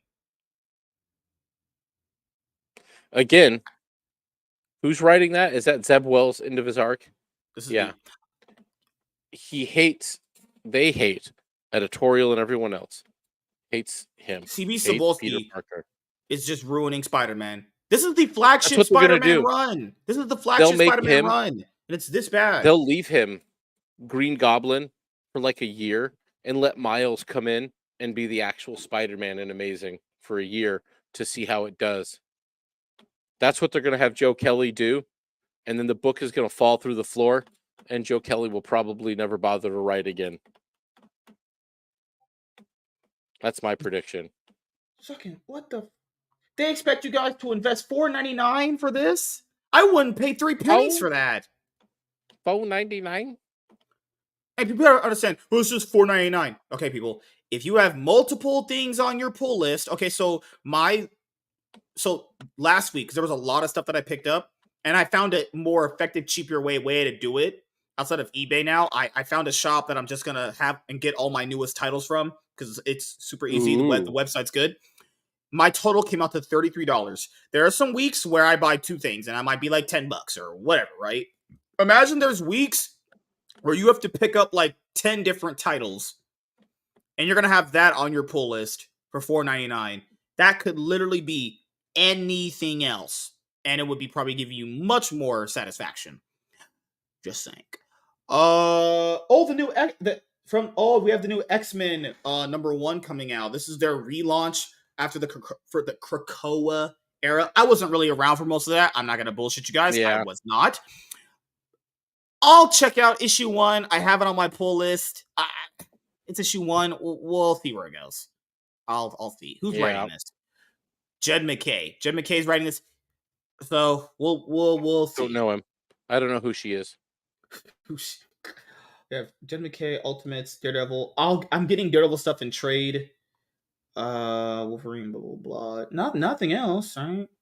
There's the Batman '89 series Echoes that goes on. There's Superman and there's a Superman 1, 2. What else is down here? Death of the Family again? Good lord! Do they milk that story? Mining that. Oh, they have Giant Size Silver Surfer. Popular. Giant Size Silver Surfer comes up July 10th. Writer Matt Groom. Don't know him. Terax the Tamer is determined to escape the Silver Surfer's shadow for once and for all. $6.99, 44 pages. Art looks interesting. The cover at least looks good. Cover looks good. Huh. I don't trust these writers these days. I don't. You shouldn't. I don't. What I just read. I won't fault him. Oh, look, maybe it was Deadpool 1. Pick that up. Dude, you should pick that up. That's good. That was good shit. That one's good. Oh, God. I have the OG original. I wonder what it's worth now. Let's see. Nothing else here? Okay. DC's big event starts next week, guys. Absolute horse shit. I mean, absolute power. Sorry. Ooh. Is it DC's BBC? Thor, Immortal Thor Annual, Spectacular Spider-Man, Amazing Spider-Man Blood Hunt, Redcoat, Destro. There's just nothing here for this week. Look at this dead week. There's nothing here. TMNT, nothing? Nothing? American Psycho? Get the fuck out of here. Well, what's coming out? What's coming out at the end of this month? Detective Comics? No one fucking... 3 people are interested in Detective Comics. Bruh. That's awful. That's terrible. Deadpool Wolverine World War 3 comes out the week of when the movie drops, I think. Because it comes out on the 27th, I think. So what's the... Wade and Logan's all-out war concludes. Oh, God, please kill me now. Welp. That is, We'll see how it goes. Oh, I don't know. IDW issue 2. IDW knows they ain't shit. Look at this, guys. The W. I did a W. I did an L. ID Teenage Mutant Ninja Turtles #1. This is just a regular TMNT series. This is new. This is not Last Ronin. This is just a new one. I want to show you guys how who's putting this out. Is this with the different Ninja Turtles? Like the 103 people are interested in this. Okay, cool. Is this the original Turtles? Or is Jason this Aaron? The I'm Turtles? so skeptical. Jason Aaron's writing this? Yeah, you should be. Is this the new Young Turtles? Or is this the original shit? No. The Teenage Mutant Ninja Turtles have all left New York to pursue their own interests, but there are forces gathering that will pull them back together, whether the bad guys like it or not. First up, Raphael. But why is everyone's favorite brawler in prison? When a surprise attack behind bars puts Raph's position in jeopardy, he needs to figure out how to get out of jail and warn his brothers that trouble is coming. Okay, so this is picking up from where things left off. Oh, that free comic book day thing you talked about. Was. Yeah, it wasn't great. At least the first story wasn't. So, yeah, if that's what you're... Let's see, did he write that? Parker says, to be honest with you guys, Spider-Man has been dead ever since the end of One More Day. Yeah, you're right. Thank you, Joe. Yes. Keza. Yes. Fuck Dan Slott. Yeah, and then Dan Slott went on Twitter, then had a 10 tweet thread chain of probably the biggest L takes that I have ever read in my life.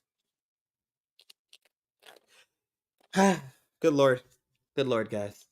Why do they hate Spider-Man? Why do they hate my boy? Why do they Because do it? At least Jonathan Hickman doesn't. successful. At least Jonathan Hickman He's a doesn't successful hate white guy. Spider-Man. He chose to No, give him he what we doesn't. always wanted him to have.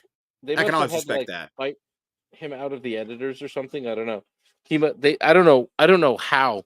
I don't know how they're It's doing probably that. just name value. It's just if you have a bigger name, they probably just let you do whatever you want. But if you're someone like a Z-lister or like a C-lister, they probably feel like they could just fuck you over. Honestly, Yeah. So Jonathan Hickman gets to write what he wants. Everyone who's doing regular continuity gets to write what editorial wants. And the editorial at Marvel hates Peter Parker.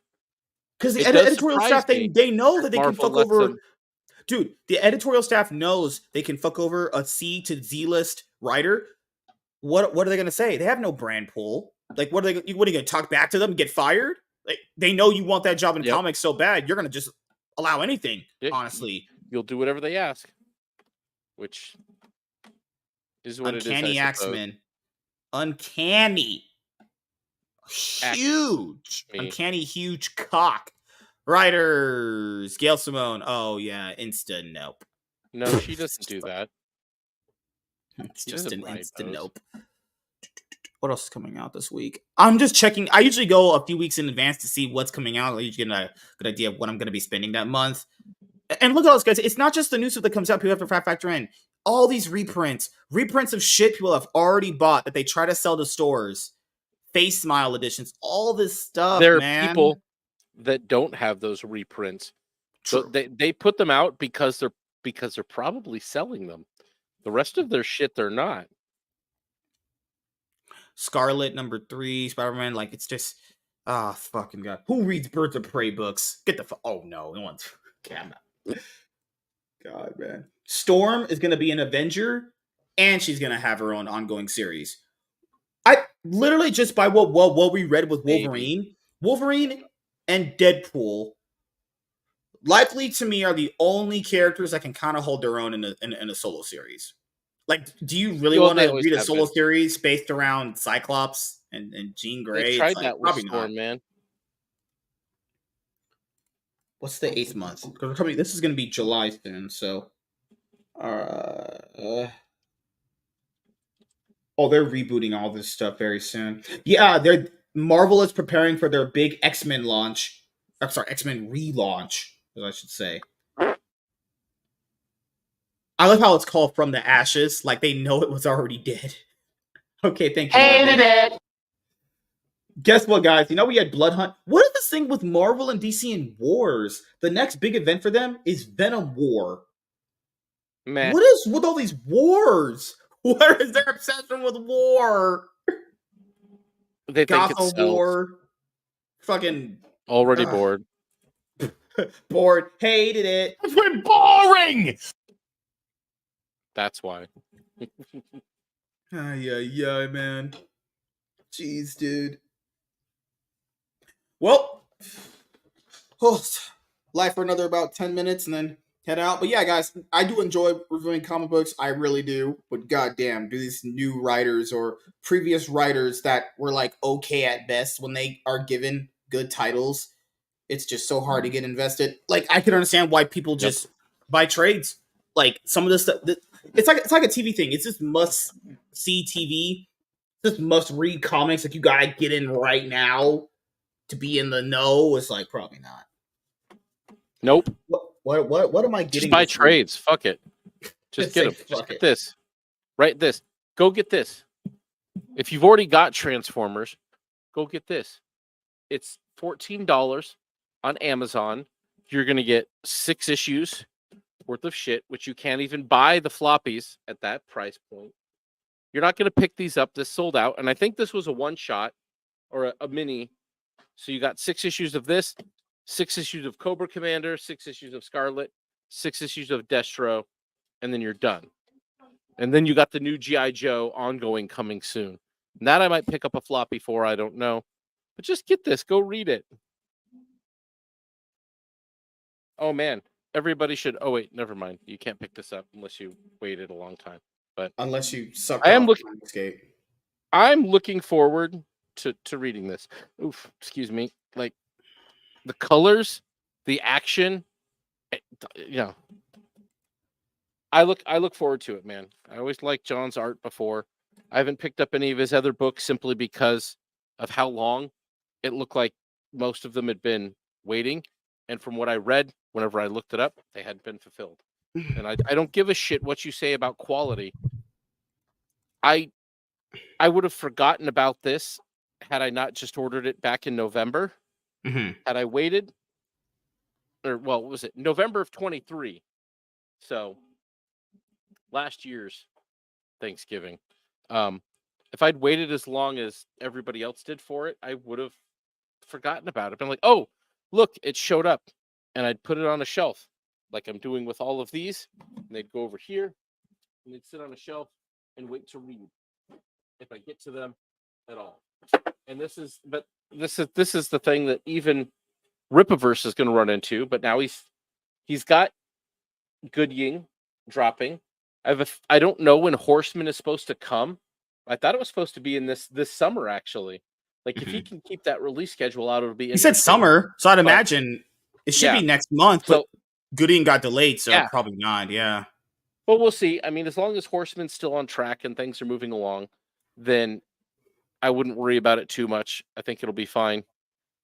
I'm just, I want to read more. What I really want is Yaira 2. And instead, the Saskas are working on Bloodruth. That was a planning failure. You need to explain Yaira if you want anyone to care. Yaira. Like you do. You whatever. You've got to give us more from what we got in there. Just to get, going back to the Yaira thing. The only real problem I had with it is I just didn't get enough of what was going on with it. Yeah. What the hell, 11 by 17. Jim Lee is finally, after all these many years, putting commissions out to the public, and a lot of people were like really mad because Jim Lee is quite literally, personally for me, Jim Lee is one of my favorite artists ever, easily top 5 for me. But this was some of his rates. Basically, $20K for. Okay, so it says 11 by 17 It's only for rich inches. people. Yeah, you'd have to be making bang to fucking. No thanks. I wouldn't need stuff like that. Like if you're Eric, I'd do it for like one cover. Just say fuck it. Oh yeah, Eric July, sure, yeah. Why not? I doubt he'd take a commission from Eric. I doubt he would take a commission from Eric because if you have Jim Lee's name on a cover for the Ripaverse, the backlash. I don't want to live in that world. Oh, that'd be so crazy. You want to look up something here at the end of the day? You should see. Let's see. What is this here? I'm looking up the stock price of IDW is currently at 31 cents. The market cap of them basically is Boom going through a bad. Boom's going through it bad too. Boom is owned by Disney though, aren't they? I don't think so. Mostly? No, I don't think so. Oh, I thought they were. They used to have all of Disney's stuff, but market cap is 5.19 million. Like, did you see that post from Eric July to IDW? Like, basically saying, how much? Like, I don't think that would be worth it, though. You would just be inheriting a bunch of debt. They can't even pay off their own debt right now. That's the thing. The question is what do they have of original IP? But I mean, if he can buy it and keep like Sonic and shit, I don't know, dude. He could also buy their infrastructure, which could be interesting. Distribution infrastructure, maybe make his way into shops with a lot of the contracts into the things that they have. So I don't know, dude.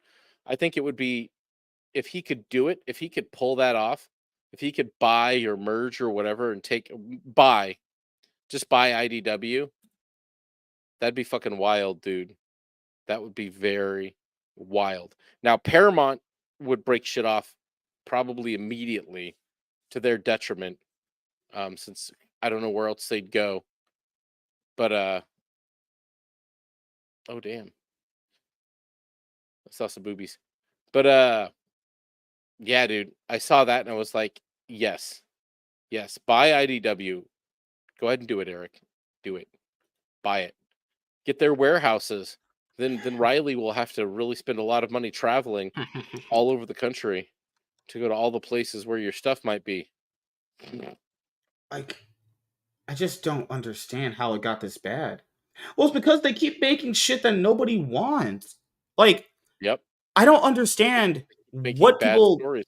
It just blows my mind that people think there's so much money in this. It's like decisions in comics need to be like this. Is this going to generate actual revenue people will pay for in terms of books? And if it does not, then you don't do the idea. That's just the sad reality that it works. These people would rather literally kill their own business to push characters nobody will pay money for out of their wallet. They won't even put them shits on their pull list. They don't even know they exist. They're not interesting at all. It's just so bad. I just don't understand why they do this. Like, getting to a point where hopefully they figure out what's going on. Boom Studios, they're ending that Power Rangers run. They're next. Like, what about Dark Horse? No one's even talking about them. Valiant, no one's talked about them. Valiant's at the point where they're releasing one title a month now. One title a month. They Valiant's dead. Valiant's done. I talk about an IP that Eric July should buy. Valiant does have original IPs and characters that could be interesting if written by somebody who gave a fuck. But yeah, Boom. What was it? They're losing Power Rangers now, right? That's a rumor. So they're gonna do a one shot to wrap up this arc that they're on right now, which has been ongoing since like 2017. But yeah, we don't know honestly, because at San Diego Comic-Con, I know a lot of people are going to be interested in the TV show and movie trailers, but this is going to be very pivotal for the comic book industry to see what's going to be announced, because we have DC Comics, which is supposed to be rumored to be announcing their new Ultimate Universe. We have to kind of figure out, okay, what's Boom going to announce for Power Rangers? I doubt IDW will have a presence there at all. I really doubt that. They don't have the money.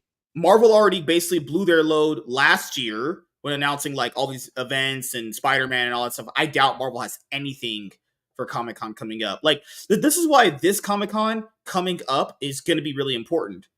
At least for comic books, because this is going to kind of be maybe the last stand of the industry until things get even worse. Because if things get so bad and the whole industry collapses, you might be at a point where you just get graphic novels. Because if this stuff just isn't selling, then like, what are we doing here? Like, we got to factor in these companies are Boom Studios is crowdfunding people. Like Skybound is crowdfunding. They're crowdfunding the newest the GI Joe compendiums that collects the original issues. They have to crowdfund it. Yeah, they want to see if people actually want it, which it seems like they do. So I think they're going to make it. But yeah, it's looking pretty bad. That is how it go. Yeah, because they said that IDW lost 39% of their staff last year. Oh damn! Yep, they let go a ton of people. Eric July should just buy it just for the infrastructure. I would just say buy Valiant. It's here's Valiant would be good. Valiant would be really good. I would always say Valiant over IDW, because like IDW, all they have is TMNT, but you know how much money would he have to fork over for TMNT? And then you got to factor in like what the writers even want to do it for him. You know how Eric's kind of polarizing for a lot of people. Because that's the problem that people aren't seeing, is he's a polarizing figure to a lot of like fucking soy boy loser weirdos out there. Where if it's announced that he gets this, or if he buys it and there's writers for it, you know, just the level of backlash and all that kind of stuff. I know he doesn't care, but it would just be insane. But yeah, we're gonna wrap it up here. I have a lot of content coming for you guys.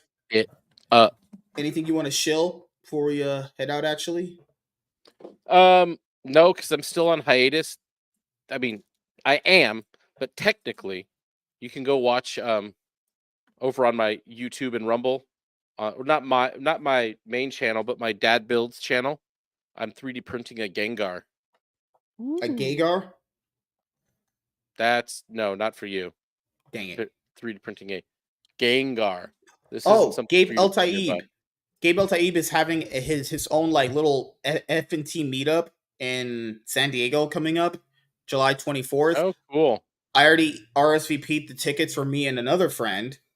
And Nice. I think Iron and Celine are going to be going. Hopefully he can sell like, hopefully at the event he's going to be Pretty sick. selling like extra copies of Dean Cain All-American Lawman. Because if he is, I will buy one because I still can't find mine. So I'll, if it's there, I'll just buy it, honestly. But yeah, I think Gary's going to be there, Stuttering Craig. I know. Oh, that'll be cool. Who's the film guy? Chris Gore is going to be there. Yep. Chris Gore's the guy. So, yeah, I mean, it's going to be only a few hours. It's going to be from 7 p.m. to 11-ish. But let's be honest, people are going to stay past 11. You'll be talking outside for a hot minute. People are going to be going out and getting dinner, and like breakfast in the morning. People might be drunk. They'll be having hangovers. It's going to be a blast, honestly. But yes, guys. So, the Master Swag King Comics and Manga channel, the reviews coming up. Expect The Remnants issue number 0, comic book review. Screecher number 2, comic book review. Comic book haul. You're going to get this. The Deadpool Wolverine review we just did for that one. And then later on, expect a Ripazine review. And I'll be getting my YuGiOh channel started very soon. I'm literally at the point where I just need to upload a video and it's done. I can get the gaming gaming YouTube channel up and going. I'll probably be doing that on my day off, actually. Coming up basically tomorrow, leading into Tuesday, the YuGiOh channel should be fully online, ready to go after I get that introduction video there. And the Cloud9 Podcast VODs, uploading them to Rumble, newest episodes of the Iron Man podcast and Cloud9 podcast on the podcasting platforms. I know I'm behind on that, but I am working hard on putting the episodes out for you guys. So keep that in mind. There's nothing else here to really talk about. I've been cutting out the topics from these shows and uploading them as regular videos for you guys. Actually, we just did the one on Dr. Disrespect that you guys liked, and we have the finishing one coming up very, very soon, which is literally tomorrow, actually. I will say this. I know a lot of people want to believe this rumor that Twitch set up Dr. Disrespect. I'm not even saying that they didn't, because I wouldn't put it past them. I don't know, man. People have to understand. First of all, I know people want to believe this so bad, and I would never defend Twitch. But let's be honest, you guys. He self-admitted to inappropriately messaging a individual minor himself. That wasn't Twitch. He self-admitted that. Even if they did set him up, which is bad, I don't agree with that. He still would have messaged that person under the false pretenses of that being a minor. Even if that is true, how does that change anything? It doesn't change anything. All it changes is, oh my god, Twitch is a piece of shit company. Thank you for telling me something I've known for a long time. Like, what? You'd have to see the DMs. We'd have to know. Like, Twitch is shit, and Dr. Disrespect. I mean, he already cheated on his wife. I think he's kind of a piece of shit, anyways. But yeah, dude, there's a lot of shit muddying the water right now with it. So, in all honesty, I'm kind of like this one is muddier and more unclear than because, like it said, apparently it was looked into and there was no criminal wrongdoing found or anything. So it's like, okay, but like you look at, like, say, the shit with Ricada. That one's that there isn't any muddy water there at all. Yeah, you know, like we no one's talking about that anymore. Everyone's on Dr. Disrespect, and it's like, I think it's because everybody's waiting. I thought there was supposed to be something big coming out on the Ricada front about, I don't know, dude. There was rumors about like why his daughter tested positive and some other shit. So I don't know, but even Ricada on his streams seems to have shut the fuck up because there's nothing big that's come out of those. He's just gone back to like avoiding talking about it because his lawyer probably walked up to him when he went into the office for their last meeting and bitch slapped him just straight across the face. Like, shut the fuck up or I'm going to quit. And then bitch smacked him. And I'm just saying, that's literally has been happening. How his lawyer went up to him and basically said, just stop speaking. Honestly, yeah, just shut up. You know this. You're supposedly a lawyer, apparently not a very good one, because you need to shut the fuck up. Shut the fuck up. Shut the fuck up. And if you're gonna stream, talk about anything else. You fucking idiot. Oh well. Don't care about that piece of shit either. Crazy. Like, why are people trying to find all these different reasons to help Dr. Disrespect? Like, I'm sorry, guys. It's insanely disgusting to have inappropriate conversations with a minor. I don't know why it's such a controversial thing. It's gross. Yep. If a leftist was doing that, people would be like, "Oh, that's fucking disgusting." Like the Pride stuff today. Obviously, that's gross, and a lot of people went like, the Pride stuff today that happened. You didn't see not a single person, at least from people that we know, that went, you know what? There's got to be some ulterior higher ups making them do it. No, we literally just went, gross. Hey, this is disgusting. Wood that's chippers. It. Get one of those ones that you can like put on, like they need like a tank tread wood chipper that just like you can drive forward and it chips things. That's how you take care of it.